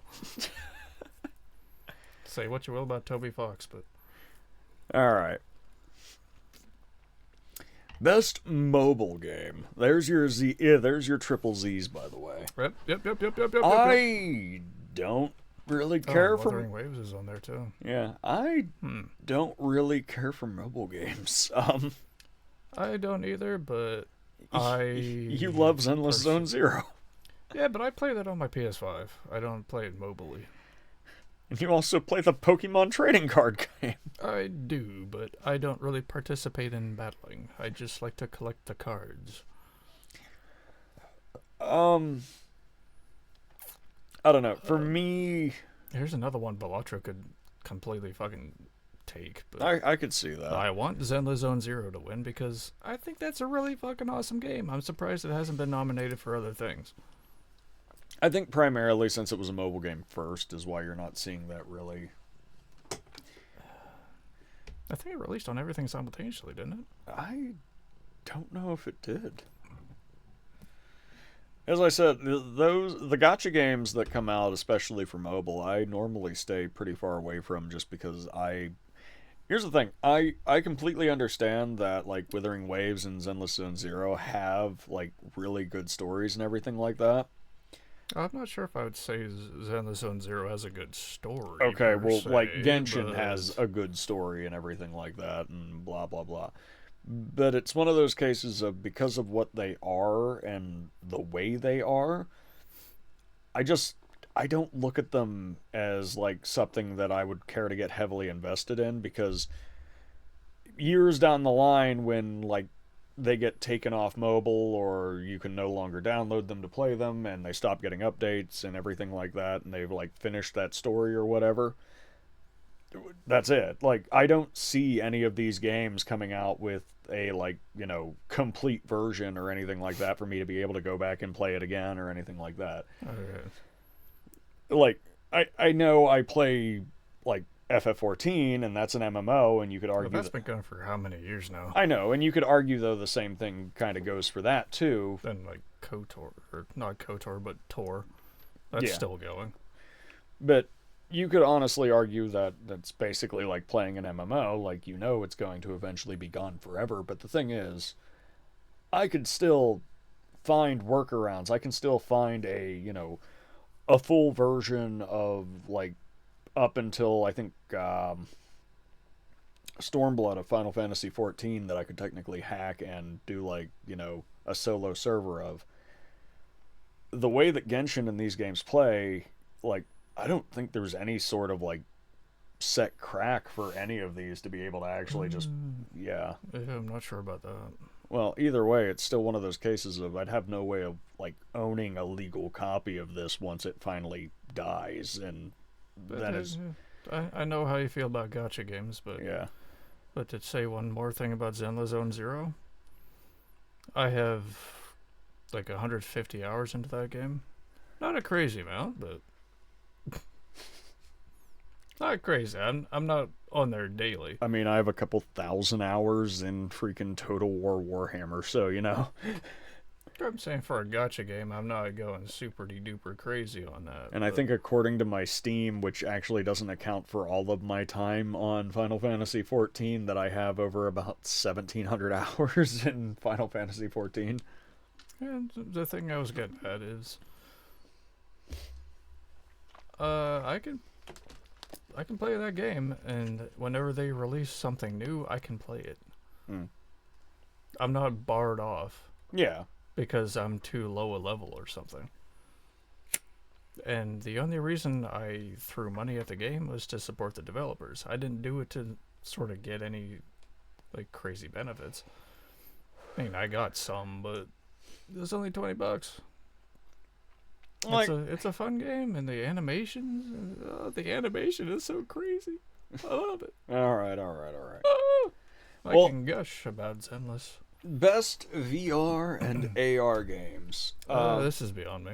Well, Arizona Sunshine got a remake, which is pretty cool. I don't really think it needed one, but okay. Asgard's Wrath 2. Batman Arkham Shadow is the big one this year that I think is going to run away with this just because... Really? Not even Metro? Nah, I'm pretty sure Batman Arkham, like... One of the main things that is selling the... I guess you do get to be Batman. Well, one of the main things that is selling the Oculus Quest 3 right now is the fact of Batman Arkham Shadow works only on the Oculus 3 and the Pro. And then... Nobody liked that. To be honest, I would like to see Metal Hellsinger VR take it, because that is a really fun game. I don't know any of these games. Okay, Metal Hellsinger released first as a rhythm-based first-person shooter. Oh, that sounds familiar. Yeah. And the better in rhythm and in time you do, ups your damage multiplier and also keeps your tracks rocking. Hell yeah. So it's heavy metal music while you're fighting your way through hell while constantly killing to the beat of the music. It's really good. Oh, hell yeah. Yeah. I don't see Metro Awakening taking this. I honestly, I would give it to Batman Arkham Shadow. Yeah, probably. Yeah. I wish I had more to say on this because I do love VR games, but I haven't played a VR game since RE4 remake or RE4 VR. Yeah, then the power went out. Yeah.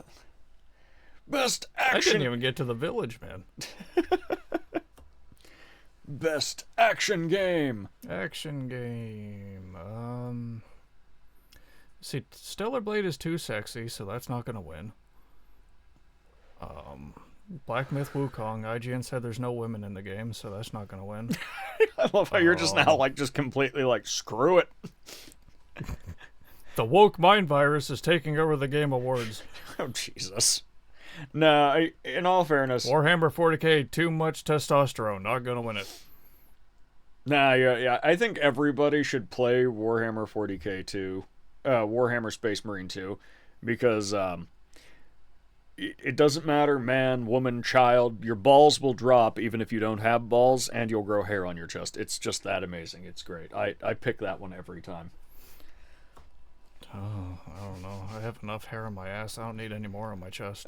You'll get the hairiest balls to drop the second you play Space Marine 2. I have hair on my balls too. I don't need any more. Your balls will expand to such a degree. Even the one that's missing? Will I regrow that one? Anyway. No, I don't know. This one's kind of a weird one. Okay, this is a hell of a toss-up right now. Yeah, like any one of these games I think could take it pretty easily. But I was serious when I said Stellar Blade's too sexy, so it's probably not going to get it. To be honest with you, I could see Stellar Blade running away with it as far as it goes. Its action combat is really flashy. It's really fun looking. It's one of those cases where it's an interesting time. Black Myth Wukong is more thought-provoking and more... It's more of a Souls-like type. Kind of so not... So is Stellar Blade. They're both, like... They're kind of like... in that realm. They're like somebody took Devil May Cry and smashed it into, like, Dark Souls 3. Yeah, I wouldn't say that they're 100% Souls-likes. They're, like... Yeah. Hybrids. As far as it goes for Call of Duty... I think Stellar Blade is more Souls-like than Black Myth Wukong. A bit, yeah. As far as it goes for Call of Duty 6, I don't think that one's going to take it because, in all honesty, no one who plays a lot of Call of Duty, especially right now, is normally playing for the campaign, and this is going to be primarily going off the campaign, so I don't think it... This is just... For best game and action genre, focus primarily on combat. Well, then in that case, It's like one first-person shooter against two third-person shooters and two action RPGs. Well, in all fairness, Warhammer Space Marine 2 is a third-person shooter / hack and slash.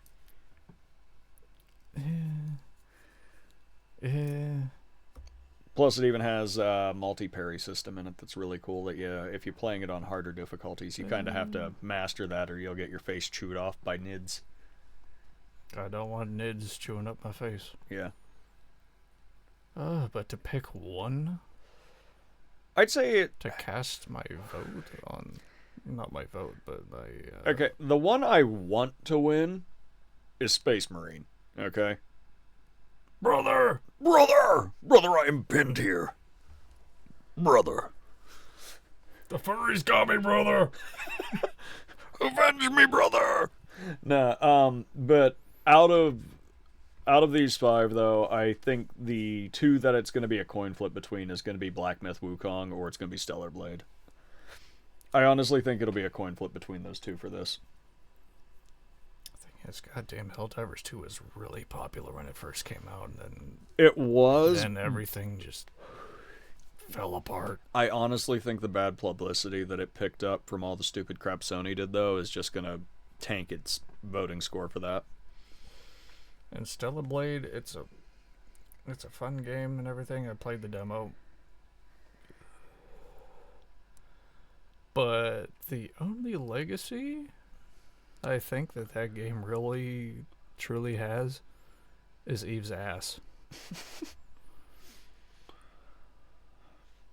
I will say I don't remember, like, at all what the freaking plot was for Stellar Blade. I heard the gameplay is good, the graphics are good. It's just the plot that's not great with Stellar Blade. It's an eye candy game. I mean, in all fairness, like, you could say the same about Space Marine 2 as much as I love Space Marine 2, because that is not action game. Yeah, I think I'll give it to. It's not a very. I'll predict that Space Marine 2 is gonna. I would love for Space Marine 2 to take it, but I still think it's going to be a coin flip between. I wouldn't be surprised if Black Ops took it, because Call of Duty audience, they're everywhere. Yeah. Well, their numbers are falling lately. Activision Blizzard, now Xbox is going to have to do some stuff. Yeah, you know that it's like the NetherRealm. It's like the Mortal Kombat of shooting games. Yeah. They attract the biggest, like, casual audience. Yeah. Like, people who buy consoles just to play the new Call of Duty or whatever. Yeah. Those quote-unquote gamers but aren't really gamers who just play, like, Call of Duty and Madden and Grand Theft Auto. I'm not gonna, like, gatekeep the terminology gamer. Like, if you're I will. I'll do it all goddamn day. I'll do it all day. No. I'll do it all fucking day, Chief. If you want to make fun of me in school for playing Pokemon, I don't want to catch your ass playing fucking Call of Duty. Shut the fuck up. Eat my ass. I play freaking Gears of War too.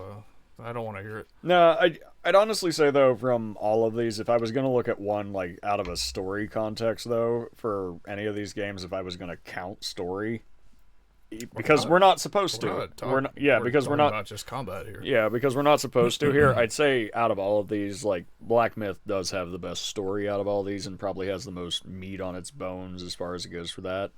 Space Marine 2, as much as I love it, it is go here, kill this, go here, kill this. It's a very Warhammer story. Yeah, the forces of Zeech are attacking. Go here, kill this. I'm guessing it's very, like, Gears of War-esque type stuff. It does have a bit. I mean, the first Space Marine game was very Gears of War-esque. So, but yeah, like, it's for what you would consider for an action Warhammer game. Okay, like, since I read the Warhammer novels and stuff like that, it's one of those cases where, like, I understand, like, how complex a lot of Warhammer stuff can be, but when it comes to psychers, not even that, but anyway, when it comes to a Warhammer game, they warp my mind. Anyway, when it comes to a Warhammer game, I'm normally not expecting, like, a Dan Abaddon. Yeah, God, I can't say his last name right now. Dan Abaddon? Abaddon? No. But anyway, I'm not expecting, like, something to the caliber of, like, his writing normally from any Warhammer game. But I will say, like, Saber Interactive and Focus Entertainment did an amazing job with Space Marine 2 as far as it goes for the story and the way that it's set up is. Great action game. Mm-hmm. I would love to give it to Space Marine 2, but I'm still going to go that it's... I wish I bought it and played it with you and two. Yeah, I'm still going to swear up and down that it's probably going to be Stellar Blade or Black Myth Wukong. Yeah, I think Space Marine 2 will run. Best action-adventure game. I do not understand, when we first looked at this... Echoes of Wisdom? Why the hell Silent Hill 2 is in action-adventure game? It is a survival horror. Also, why is Astrobot on here? It's like a platformer. Yeah. It's just like, okay. Well, I guess we don't have a best platformer section, so I gotta throw it in somewhere. I mean, I guess. Weirdly enough, if Silent Hill... What the hell is even... If Silent Hill 2 wasn't in here, I'd just say immediately Echoes of Wisdom would take this. Yeah, but I don't remember there being, like, a hell of a lot of fanfare behind it. I mean... Like, people were excited, yeah, but... It was one of those kind of... fun? It was one of those Zelda games that kind of pseudo came and went, almost, which is not something you honestly see a lot when it comes to a Zelda game. Like, Tears of the Kingdom came out... I'm not sure if I would even count Prince of Persia. Hey, Prince of Persia is an action-adventure game.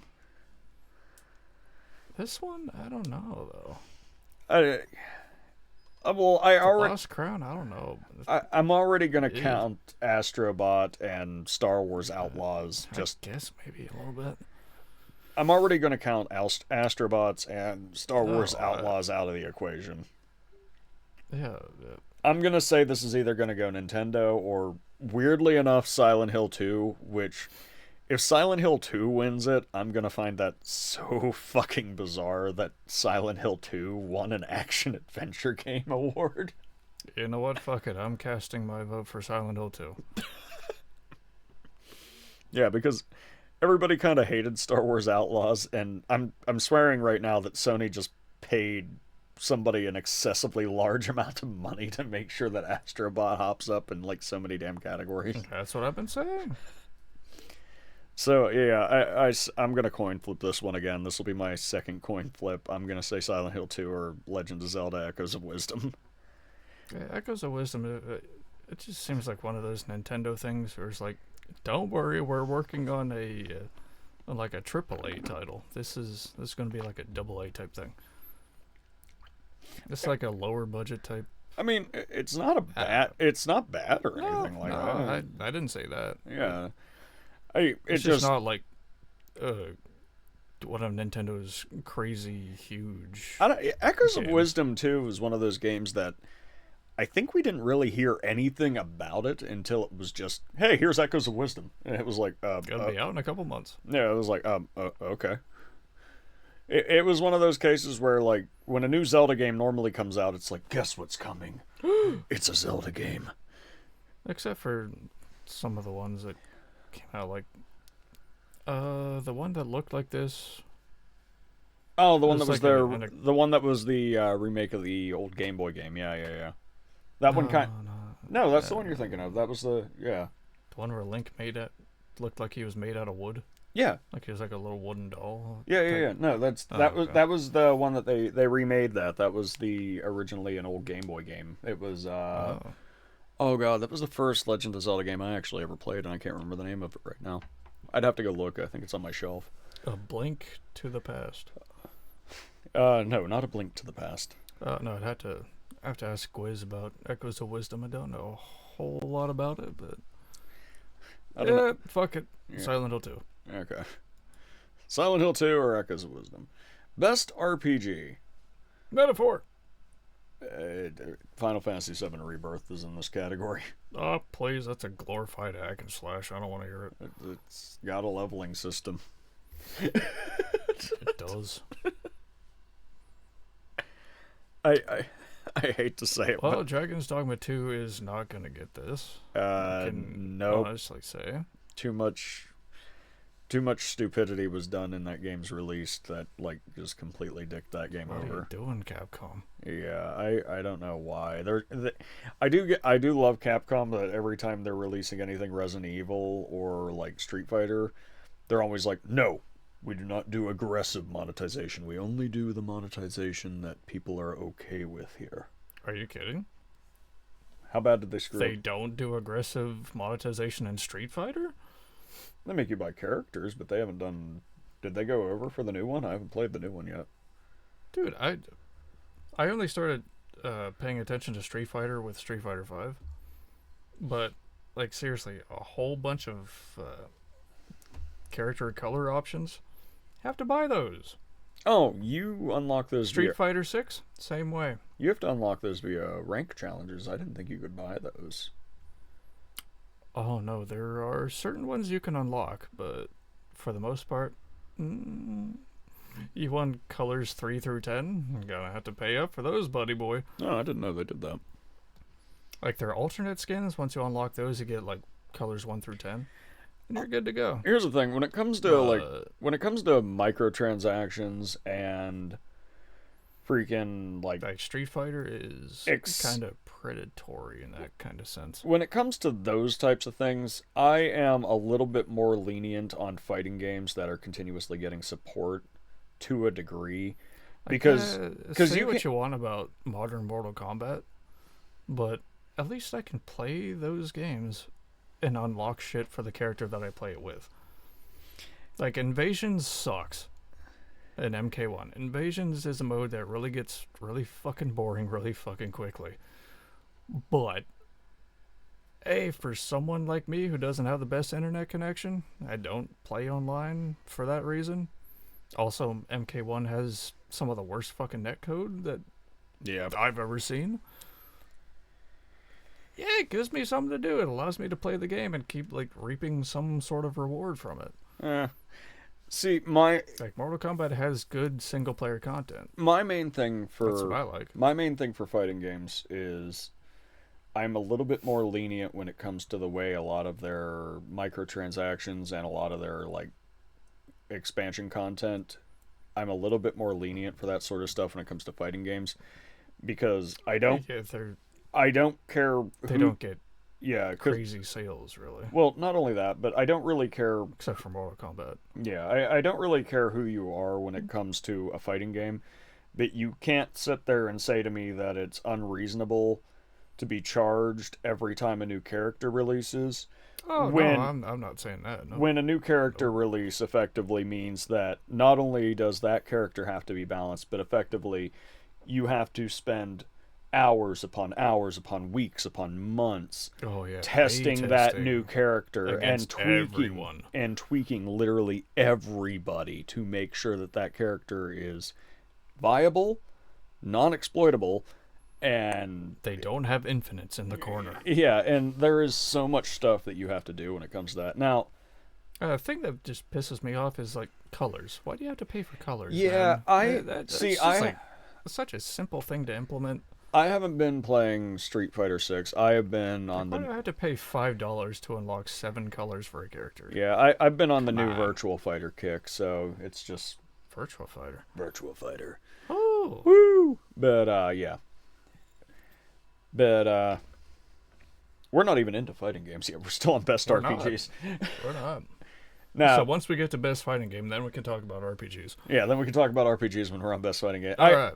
I honestly think I would like to see Metaphor take it, but I honestly think Final Fantasy Rebirth. Yeah, I think so too. Yeah. Okay. Just because of Square. Yeah. Now we're into best fighting games. Okay, so how about Shadow Madness? About that game. Has anyone ever played that? It's great. I love it. That's my Final Fantasy VII. Okay. Anyway. Honestly, best fighting games, Tekken 8. I'm kind of surprised. Yeah, I think you're right. I think Tekken 8 will take it. Although, Dragon Ball Sparking Zero, I'm just going to say, I've had a insane amount of fun with that. I know. I once came over here and you were playing it, and you didn't even realize I was here until 2 hours later. Yeah, because you didn't come and say anything to me. We're sitting there recording content for RJ, and I said, oh yeah, by the way, Gopher's going to hop in here in a little while. He's like, all right, cool. And then I'm sitting in there, I'm like, what the hell? He's supposed to be here. Where is that idiot? I walk into my living room, and you're playing freaking Dark Souls. I was just like, really, dude? It's a fun game I like to play sometimes. It's like, hey, let's see how long it takes before so-and-so notices that I'm either here or I'm gone. Well, like, I have my headphones on, I have the recording software going, and the whole 9 yards, and he just walks in, doesn't even say hi, goes to my living room and just starts playing Dark Souls on the Switch. Yeah, guilty as charged. Oh, dear God. But, yeah, I do think Tekken 8's gonna eke it out over Sparking Zero. Yeah, I mean, I could be the total weirdo snob I could be that guy. Sparking Zero could. It could. Yeah, it could. I could be that guy too that's just sitting there like, nah, dude, Grand Blue Fantasy. Marvel vs. Capcom Fighting Collection, not sure why that's here, because that's a collection of older fighting games. It is a re-release with all new netcode, and it is really good. Does new netcode even justify, like, being on this list, though? It's also, like, HD remastered for everything, too. Yeah, but do remasters really... The pixels are so sharp. That could sometimes be a detriment to some games. Not only that, they have been supporting it and, like, fixing things as they, like, come up as issues and stuff like that. They've actually been very on top of it for that release. It has gotten way more love than but the only person enjoying Marvel vs. Capcom Fighting Collection Arcade Classics right here is Justin Wong. The Rizzler. He's the only one who's been enjoying that fucking game. I thought Maximilian Dude freaked out when it came out too. Oh, he did. But... I love how out of all of these, the one that we don't even look at is Multiverse. There's no chance. There's no bloody chance. You don't want to see the Powerpuff Girls fight Wonder Woman? No. Yeah, I don't. I'm actually quite surprised that Multiverse made it in here. Yeah, I think they just didn't have any other nominations. I'm trying to think what else came out this year as far as it goes for fighting games that would have fit that. Resident Evil versus Dino Crisis. Yes, my favorite fighting game. It Nah, I'm with you. I'd like Capcom would even acknowledge Dino Crisis. Yeah. I would like to see Dragon Ball Sparking Zero take it, but I think it's going to be Tekken 8. Oh yeah. Which Tekken 8 is really pretty and really well put together. Oh, it is. Like, I'm still debating whether or not to get it.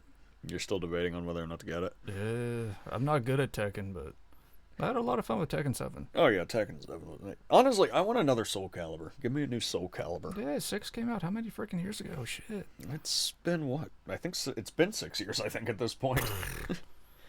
Sheesh. Yeah, we need a new Soul Calibur. Come on. Bandai Namco, what are you doing? Yeah. Alright. Best family game. Mario Party. Yeah, probably Mario Party Jamboree. Definitely. I don't even need to.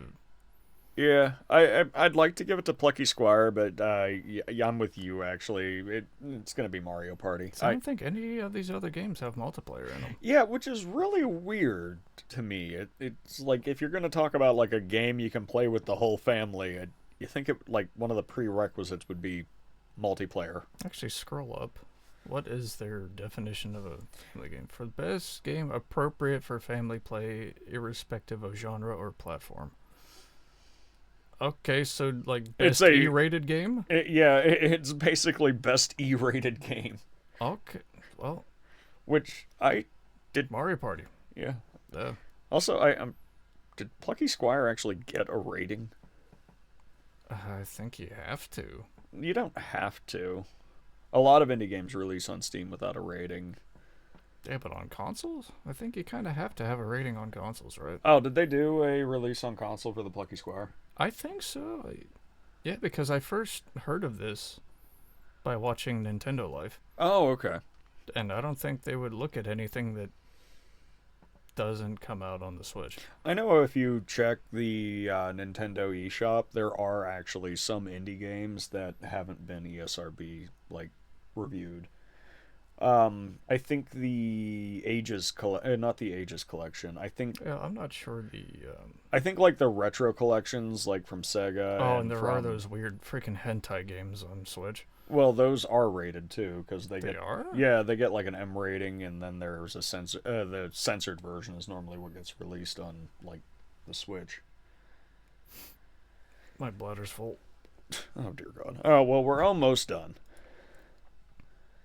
Best sim/strategy game. You're just like, pick one now, so I don't have to. Unicorn Overlord. You think Unicorn Overlord? Yeah, I haven't heard much of any of these besides Kunitsugami.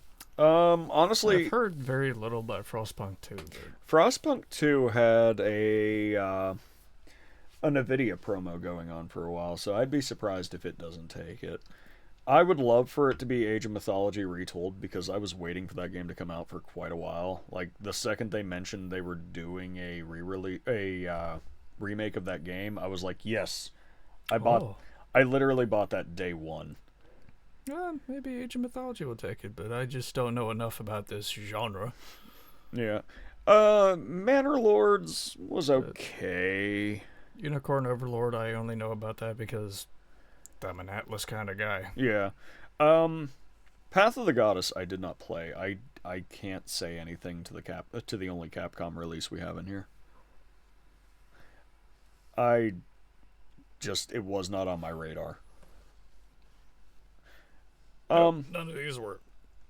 All right, so I am honestly going to say I want Age of Mythology retold. You want Unicorn Overlord. Yep, I'm guessing Unicorn. Okay. Pick it. Best esports / racing game. It's just sports. It's just sports. I'm guessing F1. Really? No. I was going to say, because there's FIFA. Yeah, I saw F1 and I thought FIFA, but no, EA Sports FC 25. Yeah, either that or WWE 2K24. There's no way Topspin's taking this. I don't think enough people around the world care about tennis. No. I'll give you. I think it's either going to be soccer or it's going to be basketball. It's going to be one of the two. Yeah, I think there are more crazy football fans. Honestly, if any NFL game was in here, I'd just immediately give it to that. But I'm actually very surprised. Said football, not football. Well, they don't have a good game of football. So, since I don't see a good game of football... Ain't no mutant league in here, I tell you that. Yeah, but since we've only got soccer and we've only got basketball this year, I'm going to say... I don't know. That one's going to be a toss-up. I'm going to say it's going to be either or for those two. I'm going FC 25. I was going to say, I don't see tennis taking it, and the idea of WWE taking it's kind of funny. I think that would be interesting. What the hell is with the... What's with The Rock? Oh, he has sunglasses on. I thought there was like some weird shading going on over his eyes. Like, how big is that dude's eyebrows? He just got massive eyebrows. Oh, dear God. All right, best multiplayer. I'm going to say right now it's Mario Party. It's either going to be Mario Party or Tekken 8. I was thinking Mario Party or Call of Duty. You think? Oh, yeah, Call of Duty. I completely skimmed over Call of Duty. I'm just going to give you that one. I don't know what more to add to that. I'm a single-player kind of guy. Best adaptation. Definitely not Tomb Raider. Definitely not Tomb Raider. And I didn't know they made a Yakuza adaptation. Yeah, I didn't. I'm gonna have to watch that. That is on Amazon too. I'm gonna have to. Yeah, dude, I'm gonna have to watch that. Knuckles was a bit iffy. Knuckles was weird, but they did give him his hat. Yeah, but what's with the sour or the Cool Ranch Doritos thing? Did you not see that? Yeah, I just don't understand what his thing with Cool Ranch Doritos is. He beats up a bunch of people that are fixing the house. I know, I saw it. And he steals the one's lunchbox. I saw it. I think that was product placement that just became a meme. I just have a hard time thinking of Knuckles as a Cool Ranch Doritos kind of guy. I must one day visit this land of Cool the Ranch. I just thought he'd be more of like a spicy nacho kind of guy, but maybe that's Shadow. That the default Knuckles song is The Warrior from Pat Benatar. Oh no. I think this is going to fall out. Yeah, I know you weren't the biggest fan of the Fallout. I heard Arcane was good too, but I know you're not the biggest fan of the Fallout TV show, but it's just kind of weird in a couple places. I watched the entire thing and finished it, and I will state at the beginning, the way that Lucy acts, like as it starts and everything like that, I understand it more after finishing the series because they really wanted to give her that, bright-eyed, bushy-tailed, like, I'm a vault dweller. Yeah, kind of like that thing. Like one int.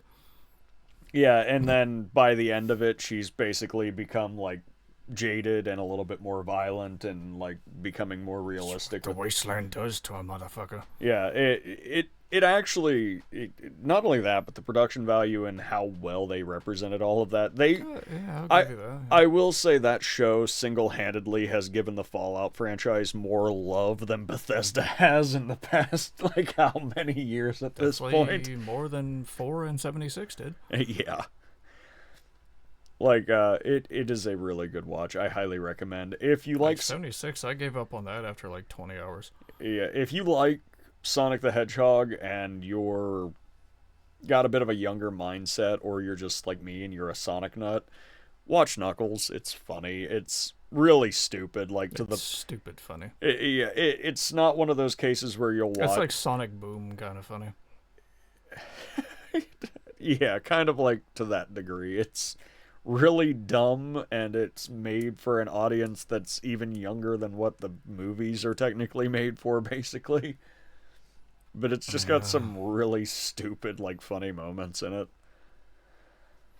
Like, Knuckles literally goes Solid Snake, and, like, Batman takes out a bunch of people that are supposed to be... Can you talk about Knuckles enough to fill the airspace while I go take a piss? Go, I'll pit. Cool. No, it's one of those cases where it is really interestingly funny, though. There's a bunch of, like, really bizarre moments. At one point, Knuckles' cop buddy, whose name I can't remember at the moment, gets kidnapped by a bounty hunter who, for some reason, keeps an electrified cage on the back of his limo. And every time he's grabbing the bars, he's just getting the crap electrocuted out of him. Alright. I can't talk about Knuckles that long, but we're going to hop to the next one. And the next one, we've got most anticipated games. I don't know. For most anticipated games, I know me personally, I'm waiting for Monster Hunter Wilds and Metroid Prime 4. For me, it's really going to be a toss-up on those. But, I don't know. As far as it's for, like, who's going to win, I don't know. I think for what's going to win is either going to be Death Stranding 2 or it's going to be Grand Theft Auto 6. But, we're going to wait here 5 seconds till Gopher gets back, and then I'm just going to tell him to pick something real quick and blindly yell at him. Because how dare he pee while we're in the middle of a recording session. He does this every time. That small bladder. It is. Isn't that right, Misty Cat? Yes. He thinks he can hear me in there in the bathroom, and he keeps yelling about what I said.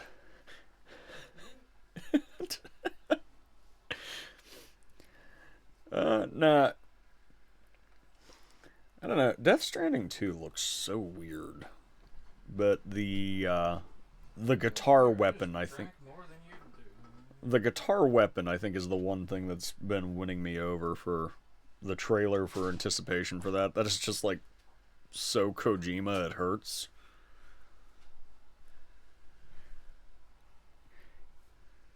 Yep. Now I'm just gonna sit here. I got left all alone. I heard guitar weapon. What are we on? Most anticipated game? Yeah. I heard guitar weapon. Yeah, so I figured we were on most anticipated game because Death Stranding 2, absolutely. You think it's going to be the one that wins this category? Well, I don't think Ghost of Yotei is going to win it because of the controversy behind that. I didn't realize there was a controversy subject behind that one. Yeah, because people wanted the continuation of Ghost of Tsushima? Yeah, I'm just trying to remember the main character's name. Uh-huh. They wanted a continuation of his story, and then it turns out to be some new girl, and then people were freaking out because the new girl is voiced by Erika Ishiki, Erika Ishiki, I think her name is. And she's like another one of those craving far left-wing lunatics. One of those crazy activist types. And, yeah, it's not looking too good for Ghost of Yotei. I think I remember you telling me something about that, and I was just like, okay. Because, in all fairness, I never played Ghost of Tsushima. Because but it looks really good. Ghost of Tsushima came out around the same time Sekiro did. Alright, so you had your fill of... I had my fill of awesome samurai combat, and I was like, after looking at Ghost of Tsushima gameplay, I was like, yeah, Sekiro's better. Yeah, it's just more my kind of game. Yeah. Though Sekiro, I skipped that just because FromSoft pissed me off with that one. It was originally supposed to be a goddamn Tenchu game, and then they said, no, fuck that. Because they still hold the rights to Tenchu. He got butthurt about the non-Tenchu game. I did. I don't know. Who would you like to win, though? Like, not the person that you think is going to win. Who would you like to win? Who would I like to win? The game that you would like to win. Metroid Prime 4. I'd give it to 4 or Monster Hunter Wilds. Oh, who I think is going to win? It's really a toss-up for me between GTA 6 and Monster Hunter Wilds. Really? Yeah. I was honestly going to say that I think it's a toss-up between Death Stranding 2 and Grand Theft Auto 6.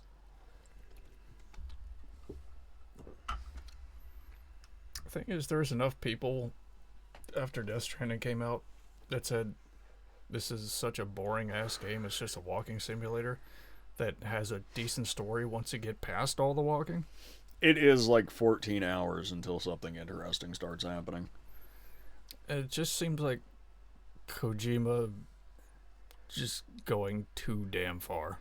The thing is, like, hey, Kojima, if you want to make a movie, just make a movie, okay? The thing is, though, I think from where Death Stranding left off... Get a hold of Capcom. They'll get you in touch with the people who make the Resident Evil CG movies. And then, yeah, there you go. To be honest, though, I do honestly think, like, with where the first Death Stranding left off, I think it will be a lot more action-orientated for where Death Stranding 2 starts, which I think might end up being more up the alley of Let's Go. Me, personally, I mean, you already rebuilt America's infrastructure, so... yeah, basically. I don't know. GTA 6, I think that's more highly anticipated just out of the fact that it's Grand Theft Auto. That's been highly anticipated for like a decade at this point. The thing is, GTA 5 originally released in the 7th gen. PS4. No, that was on the 360 PS3. That was it? Yeah. First version of Grand Theft Auto 5 I ever played was on the 360, and that was before the next gens came out. Shit, that's right. Yeah. They've been milking the shit out of that now for years. So, GTA 5 went 3 generations. Mm-hmm. God damn. They're really trying to compete with Bethesda and Skyrim here. The version that I have on my Steam, I think I bought actually like right after we... Yeah, I couldn't remember if that was like PS4 or PS3 era, but yeah, I think that was only like 2 years after we got out of high school was when I went ahead and installed that on my Steam, and it's still Grand Theft Auto 5. 2013. Oh dear God, yeah, no, that one. Yeah, I think I'm giving that to GTA 6. For anticipated, I don't know. As I said, I know it's copping out again, but I'm still gonna coin flip between that and Death Stranding. But I think you're right. I think it'll be GTA 6. Monster Hunter Wilds also has Monster Hunter has a crazy fan base. I do. I'm really looking forward to Monster Hunter Wilds. I wish I would have played the beta, but I completely just zonked out. Not to call you out and shame you, but you've never been that big of a fan of Monster Hunter. Every time I've tried to get you into Monster Hunter, That was one time. That was one bloody time, and I don't think I gave it a fair shot. Because I played the game more solo than I did with other people. Nah, so I think I played it with you and T once, right? Yeah. I don't know. I think Metroid Prime 4 though has a very good shot of taking the most anticipated. I don't know. Well, because it is very anticipated, but we haven't seen much from it. But the thing is, though, I think the way Nintendo keeps mentioning it and blueballing everybody might throw its... I don't think we've even seen gameplay, and if we did, it was... I can't remember that. They showed a couple seconds of it, I remember. Yeah, but the way Nintendo keeps blueballing everybody on it, I honestly think it might push it over the edge to actually win this category. There's the possibility. GTA 6, though.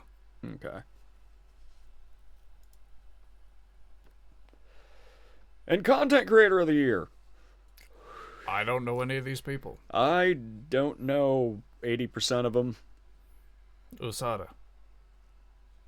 Yeah, I'm going to give it to Usada. And by 80%... Just because I think it's going to be another upset. And... A fucking VTuber one again? I mean, I don't have any hate for VTubers. I always find them funny. Yeah, I find it funny when they beat out all these weird-looking dudes. Yeah, like, seriously, the amount... I never understood... Teco, he's like the only... Well, I guess... Ilowan kind of looks normal. But... When I say 80%, though, I think Teco is the only person that I've heard about in any capacity, but I don't think I've ever watched any of their content. Ilowan. No, but, yeah, I'll give it to the VTuber, honestly. Like, I do not understand the hate. Look at that freaking Casio over there. Dude looks homeless. That dude looks like he just crawled out of a dryer. I'm sorry. We're gonna get canceled by somebody else's fan base before we even get off That's the if ground. anyone even watches it. Oh, dear God. Anyway. I'm sorry, I'm sure he's a cool dude, but he's made it into the nominations for Content Creator of the Year. He has to be a cool dude, right? Yeah, I'd imagine. I mean, I look like I'm homeless most of the time, but I'm still gonna give it to the VTuber. You know what? If nothing else, just for the fact that I know that individuals that do VTubing work, especially because I know a VTuber, literally the amount of like technical know-how and things that they have to go through to actually do that sort of stuff, and then the like absurdly stupid amount of hate that VTubers get for basically no reason other than the fact of it's like, oh, well, that's not a person, that's a cartoon. I can say whatever the fuck I want to it, you know? That's also a lot of them put on these cutesy voices that isn't actually their voice. Like, here's the thing, though. When you're doing... Which that takes quite a bit of skill, right? Like, how long can you talk all kawaii? Yeah, I mean... Like, how can you do that for freaking hours on end? Like, VTubers, honestly, I have a lot of respect for them. I recently started watching a VTuber. Her creator is called Vettel, and it's this guy that literally built his own custom AI model to be a VTuber. And it is honestly insane and hilarious, a lot of the stuff that comes out of this AI's mouth as far as it goes for a lot of the stuff. So, okay, that does sound funny. Oh, she'll be sitting there like reading chat, and then there's like two different versions of her, and one's called Evil. And Evil's sitting there talking about, oh, you can fix that problem by taking a chainsaw to the mouth. And it's just like... Am I evil? But like, yes, I am. No, the amount of like technical knowledge and the amount of like actual setup and, you know, being able to do that sort of stuff and perform in that way for that long and that many hours on, like, we used to... Oh yeah, I've tried it. Yeah, I've tried PNG tubing. Well, like, we used to record with like quote unquote personas when we first started doing videos. You were Hot Jordan and I was just the violent psycho. I mean, I'm still Hot Jordan on occasion. And I used to just be the, yeah, let's go! The psycho trooper. Yeah. And it was just basically... And sometimes you even put on a British accent. Yeah, it was just really stupid. It was like... Hello, welcome back to Gamers Without a Pause. I'm the Hot Trooper. Yeah, it was just like a mix between like a complete psychopath and a guy... That's our fusion dance. Our fusion dance. It was a mix between a complete psychopath that went from like completely normal to absolutely unhinged every 3 seconds. Someone who should be a complete psychopath but isn't. Yeah. Because Hot Jordan's whole lore is he's a Red Lantern that really shouldn't be. Just kind of like a chill guy. Yeah, like, Hot Jordan's just that guy that's like... I got angry one time and I got this fucking ring. Yeah, no, but like, to be able to do that as your entire like thing throughout, and also the amount of love that I see most VTubers put out for the community and everything like that, I just never understand the hate for it. So, you know what? I would say I understand where the hate's coming from, but I don't endorse it. Exactly. But I would say again, like, just in all honesty, like last year was I think it might also be like one of those sexist things. Yeah. Like, hey, the only reason that you have this many followers is that you're an attractive woman, okay? Like one of those types of deals. That's stupid. I mean, like Vera Dark. Yeah, I know why it happens, but that's still stupid. Like Vera Dark just recently came under flack from some like 50-something-year-old dickweb. Well, that settles it then. I'm giving it to the VTuber. Eh. Hooray for our new VTuber overlords. If this video hits 1,000 likes, me and Gopher will become VTubers. That takes a lot of work to do, though. I've messed around with the software for it. It is. Whoo. Best esports game. Dota 2. Hey, yeah, Dota or League will probably just take this. I mean, I didn't know Valorant was still relevant. I didn't think it was either. Counter-Strike's in here. I haven't played any Counter-Strike 2 since Counter-Strike 2 came out. I played a lot of Counter-Strike, but not Counter-Strike 2.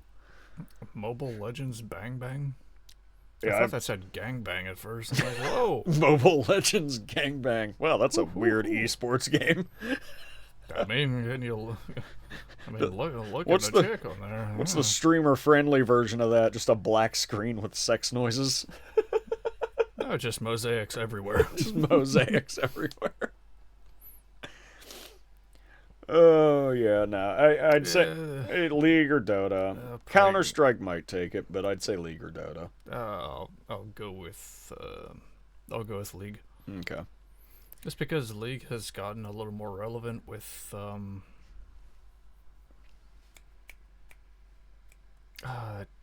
damn show just came out. The Arcane. Arcane came out, and also they have that fighting game. Oh yeah, I forgot about that.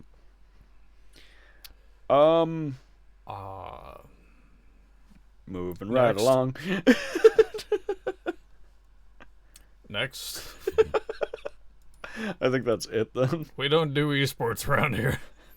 Last time I paid attention to esports, it was because freaking War Gods Headshots used to be a competitive Gears player back in the days, and that was just because I knew that guy. See, I don't pay attention to teams. I just pay attention to individual players. Like Lil Majin. Yeah, I didn't see any like best king player on the planet. I didn't see any fighting game like esports like. No, because they don't do teams. Yeah, no. Well, even there's no like freaking esports team for King of Fighters. No, but even when it was like in the individuals bracket, I didn't see any that were like fighting game champions. I'm surprised Sonic Fox isn't up here. Yeah. But I'm anyway. not sure if he ever was, but then again, like, when you think about esports, a lot of people don't think about fighting games. That's true. To be honest, I didn't watch Evo last year. I didn't either. Yeah, I completely missed it last year. Yeah. That's like the only like actual like esports-esque tournament that I normally watch. I kind of have to be in the mood for fighting games to watch Evo, though. Yeah, that's fair. I don't know. So I'm not like a super fighting game kind of guy, So, obviously, we're not signed in. We just went through all of these after voting has ended, and later today, it is currently, as you can see from my desktop, it is 2 a.m. And it feels colder than it actually is outside right now. Feels colder, yes. Yes. But, oh, yes. I don't know. What do you think, Gopher? Any closing words or any thoughts involving candidates for this year? Or is there anything that you wanted to see that we didn't see? Is there anything that you thought would be interesting? Well, at the end of the day, it's not really the awards that matter so much, because if you're fans of these games, chances are you've already played them. Like, who really bases their product purchasing off of the Game Awards, you know? Yeah. Who sits there looking at these games going, oh, let me see what wins Game of the Year, and then that's the one I'm going to buy. I mean, the thing people watch the Game Awards for is the trailers. That is true. Like that, and I'm kind of hoping for a Resident Evil 9 trailer. I would say, too, That's what I'm It's also for. A big thing is kind of there's that little bit of self-gratification. Also, Tekken 8 is revealing its final character for Season 1. May it be Tifa? I'm with Max on that one. That would be pretty cool. She belongs. She belongs more than freaking Noctis. Nah, I would also say, though, that... some freaking troll and pull that dude from 16. I would also say, primarily, it's one of those cases where this year was a weird year as far as it goes for gaming. Like, a lot of good stuff came out, but not a lot of that stuff really hit hard. You did not see a lot of, like, amazing things come out of the AAA market this year. There were, but they kind of fizzled out really quickly. Exactly. It was one of those cases where, like Helldivers 2, huge. Yeah, but then it got controversied and thrown into the dirt. Space Marine 2, huge. And for some reason, like 5 out of 10 major review outlets decided to give it like crap scores. It's kind of like how because there's not enough women in the game. It's not even that. I think it's the matter. It's literally one of those cases where right now IGN, Kotaku, and a couple of those different like. Oh, IGN and Kotaku, they're crazy publications that, again, I hate to keep saying this, but they've been taken over by crazy left-wing idealists. Like, it's not even that. It's the fact that, like... That's part of it. Well, no, you know what I think it honestly is? I think that the bigger companies, the bigger AAA companies, have gotten into such a mindset of basically protecting their investments when it comes to, like, launching games and stuff like that, that you will actively see, especially, you know how, Alan literally works for a smaller video game, like, review company. He's freelance writes for them. Alan? Huh? Alan? A friend of mine. I was going to say I never met this Alan. Alan. Alan. You son of a bitch. You're pushing too many pencils. Okay, well, fine. I'll just bleep his name out then. But anyway, apparently anytime that they get, like, bigger, like, AAA games that they get to actually, like, write an early review of and they get an early release of, I've been told in the past that he basically doesn't get to see any of those because all they ever do is they'll toss, like, a couple of indie games every once in a while at him and be like, hey, play these and write a review on it. And also a huge part of it is also a lot of the times they don't get enough time with the game. That, and, well, I think it's also one of those cases that if a company, especially a big AAA company, sends you a game for review and you turn around and write a review basically stating like, wow, this game is an absolute mess. It's a dumpster fire. I hated every minute of it. Yeah, then you'll stop getting review codes. Exactly, and I think that is the biggest problem. That's IGN's whole 7 out of 10 thing. Yeah, and I think that is like... If it's good, it'll get an 8 to 10. And if it's not quite that great, it'll get a 7. Well, I think what that ends up leading... If it's not a good game, but it comes from a very popular publisher or developer, it's getting a 7. You see, I think that's what that leads to, though, because here's the thing. If you're going to constantly throw this mid-trash at me and tell me basically that I have to write a glowing review about this mid-garbage, okay? You can't do it. I'm going to be already disgruntled and kind of aggravated with my working condition. Absolutely. And then if you then, after I'm already in a bad mood, basically, and like a month goes by, and you throw another game at me, but this game, it's just like, review it however you want it. I feel like that would get me into a mentality where I'd start being a lot more critical just for the simple fact of being annoyed that I couldn't do what I wanted to do with the, I think IGN did the same thing with Veilguard. Yeah. Because they got one person to review the game whenever the embargo lifted. Mm-hmm. And then a while after it launched, another author from IGN, wrote another review just tearing it apart. Yeah. So, yeah, that's definitely something that happens. Yeah, I think it was, that ain't cool, man. Yeah, there is so much wrong with the way that goes anymore that it is absolutely ridiculous. Yeah, there's a lot wrong in media. Well, there's a lot wrong in media, and there is news media. Well, like, we were just talking today about another company being restructured as far as it goes for the AAA market, and that restructuring to make the Which company was that? Whichever one decided to fire another 150 employees out of nowhere.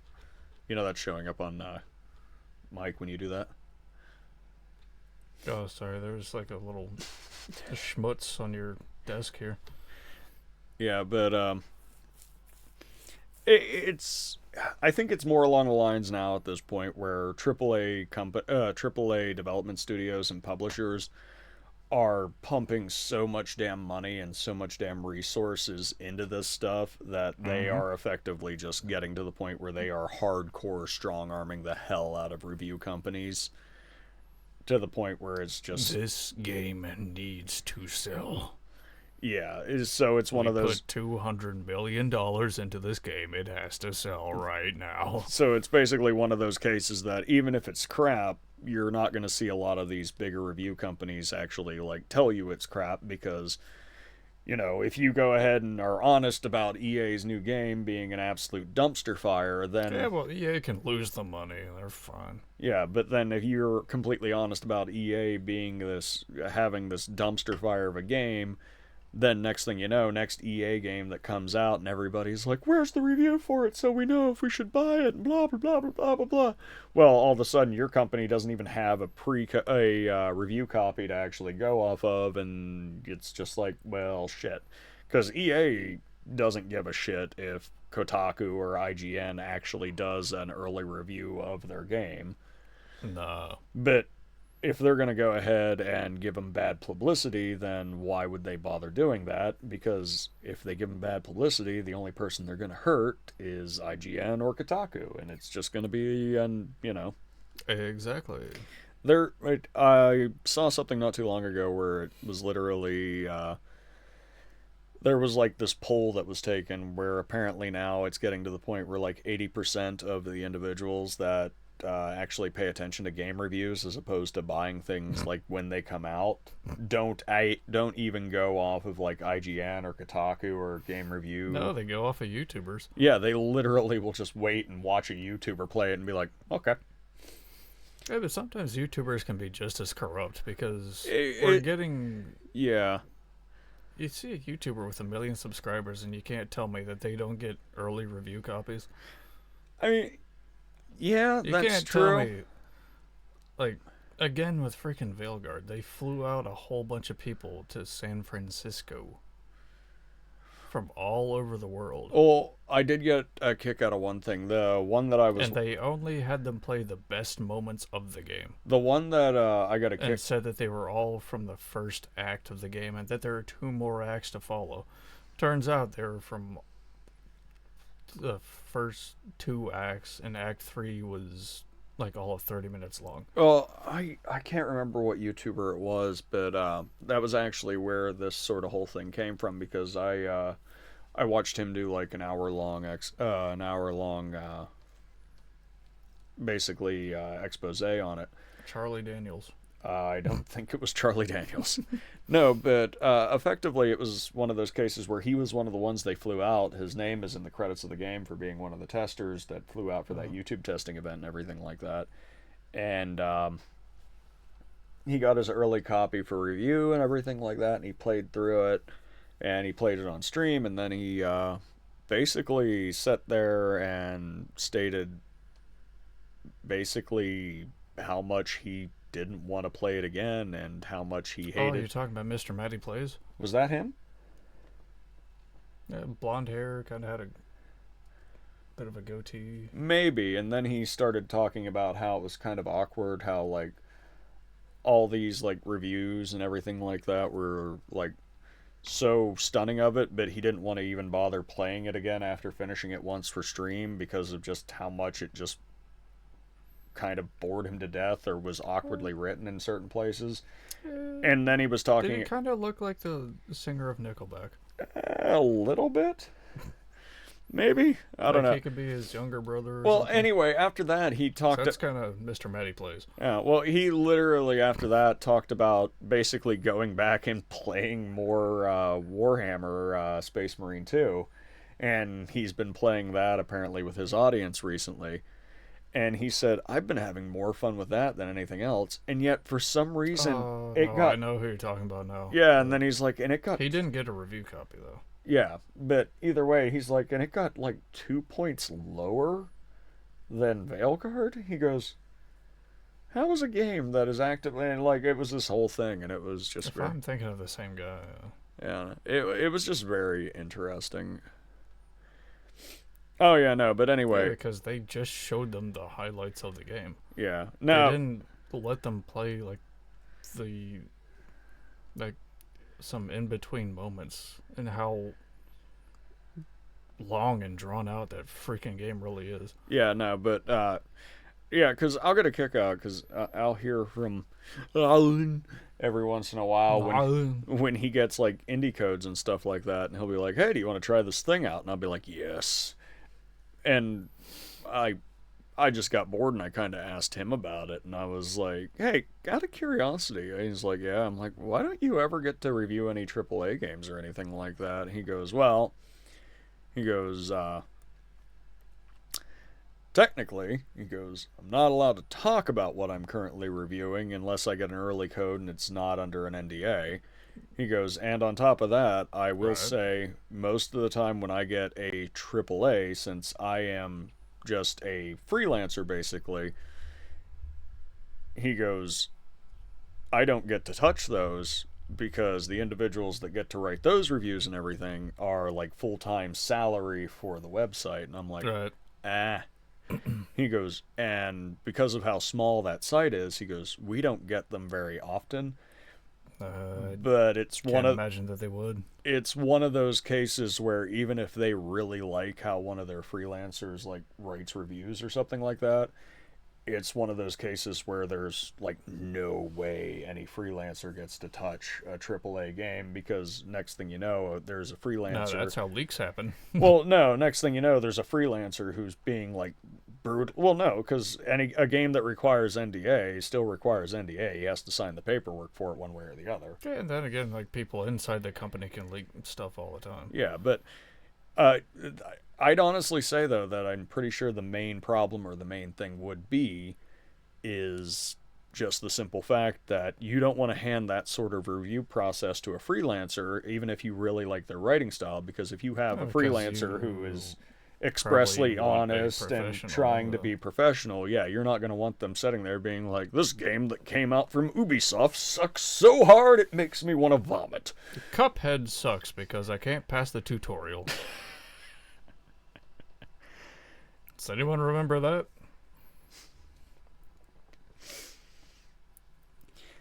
Yeah. But, nah, it's, I don't know. How about some trailer speculations and hopes? Speculations and hopes. I was getting ready to call it. You can. I think we'll see a new Prime trailer. Nintendo doesn't really have a history of showing stuff at the Game Awards. Oh, yeah, I'm thinking a Prime trailer, a Switch 2 release. Switch 2, maybe. I keep hearing rumors that it's coming out in, like, June. So they might want to use this platform for No, they're not going to use the Game Awards for this. They should if they knew what was good for them. Yeah, but they won't. They're going to do a big Nintendo Direct, whatever. Mm-hmm. But, But you gotta admit, it's gotta happen. It should happen. Capcom Dino Crisis remake. Oh, you mean another season for that dinosaur game that's not Dino Crisis? The dinosaur game that's not Dino Crisis. Yeah, I remember with that chick that kind of looks like Regina but isn't. No, I just went full on. Just give me the Dino Crisis. Give me it. Do it in the style of the RE2 remake. I don't care anymore. Just give it to me. Yes, please. I haven't played Dino Crisis in a while. I want good. I want to shoot a velociraptor in the face. Reboot the franchise. Forget that 2 and 3 existed. 2 was fine. 3 was the one that sucked. I wasn't huge on 2. I mean, 2 was primarily like an arcade game more than anything else. I'll give you that. Yeah, I don't like the arcadey feel. I don't know if they were afraid that it was like impeding on their survival horror type shit. I don't know. And is that why they quit making Darkstalkers? Because we already have Street Fighter. Why do we need another one? Oh yeah, give me that too. I want another Darkstalkers. Give me Darkstalkers. I would do horrible things for Darkstalkers. Resident Evil 9? I'm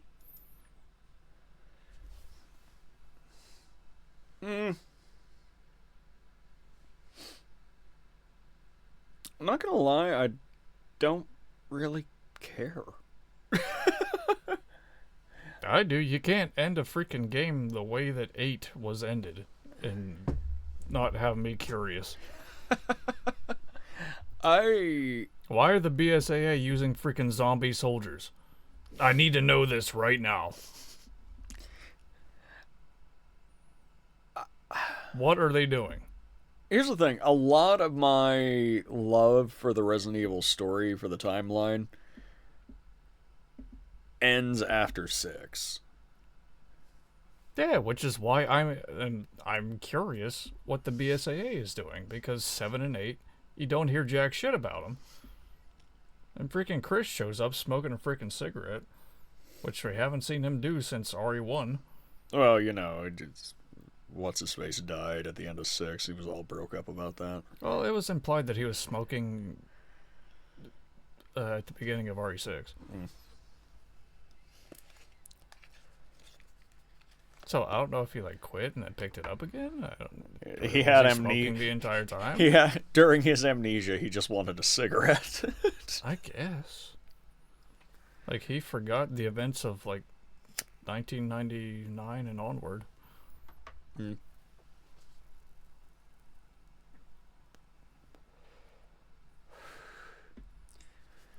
don't know. I think he quit after Code Veronica. That's my headcanon. Did he? That's my headcanon. Yeah.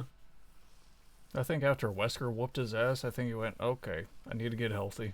Need to hit the gym. Need to hit the gym. After Resident Evil 5, Wesker was dead. He fell into a deep depression, started drinking, started smoking. We figured it out. He fell into a depression because his entire team got killed. That was his first time out as captain. No. That's because he lost Wesker. He was just so depressed when Wesker died. I don't have a nemesis anymore. I need a new nemesis. And Jill comes up, you don't want a nemesis, trust me. Trust me, you do not want one of those. And Jake's over there going, no, you really don't. This guy's pretty much the same damn thing. I don't like him. Jake's over there, I miss my dad. Dude, Jake was about to kill Chris over killing his dad, even though Jake knew his dad was a piece of shit. He even grazed his cheek with a bullet. How do you do that? That's it's like a 1 in a million shot right there. Oh, dear God. Have we met? No, you jarheads all look the same to me, pal. Sorry. What did you just say? My mistake. My mistake. I find it weird that that happens immediately after Chris gets pulled out of his drunken stupor at the bar. Chris being an angry, drunken bastard. And Piers is just hey, come here. You're our captain. You're our captain once again. Like, don't worry about it. I know you have amnesia. I know you're a drunk. But welcome back to the BSAA. You're our captain now. Drunk amnesiac Chris. Perfect captain. Actually, wait. No, what am I thinking? No. Never mind. Never mind. It's just that scene at the bar happens right before he does a flashback. My bad.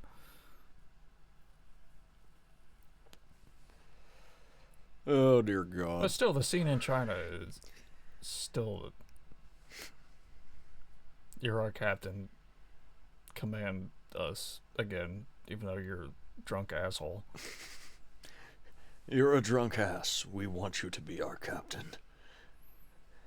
I was going to say, I think it's really weird that, like, whenever they're faced with Jake, and Jake's a total asshole to them, Piers is the one who gets, like, really mad. And Chris is like, Piers, just chill. Chill, man. It's cool. Don't worry about it. Just it's all right. Just use the yellow it's like bricks. the Galactic Emperor. That's it. We are Gamers Without a Pause. I've been Trooper. I've been here and there all over the place. I've been back and forth, but I'm a Gopher every now and then. And we'll catch you guys next time if you stuck around for the 2 hours and 30-some minutes of this podcast. I've been drunk before, and I'll be drunk again. See you guys next time. Good night. Woohoo!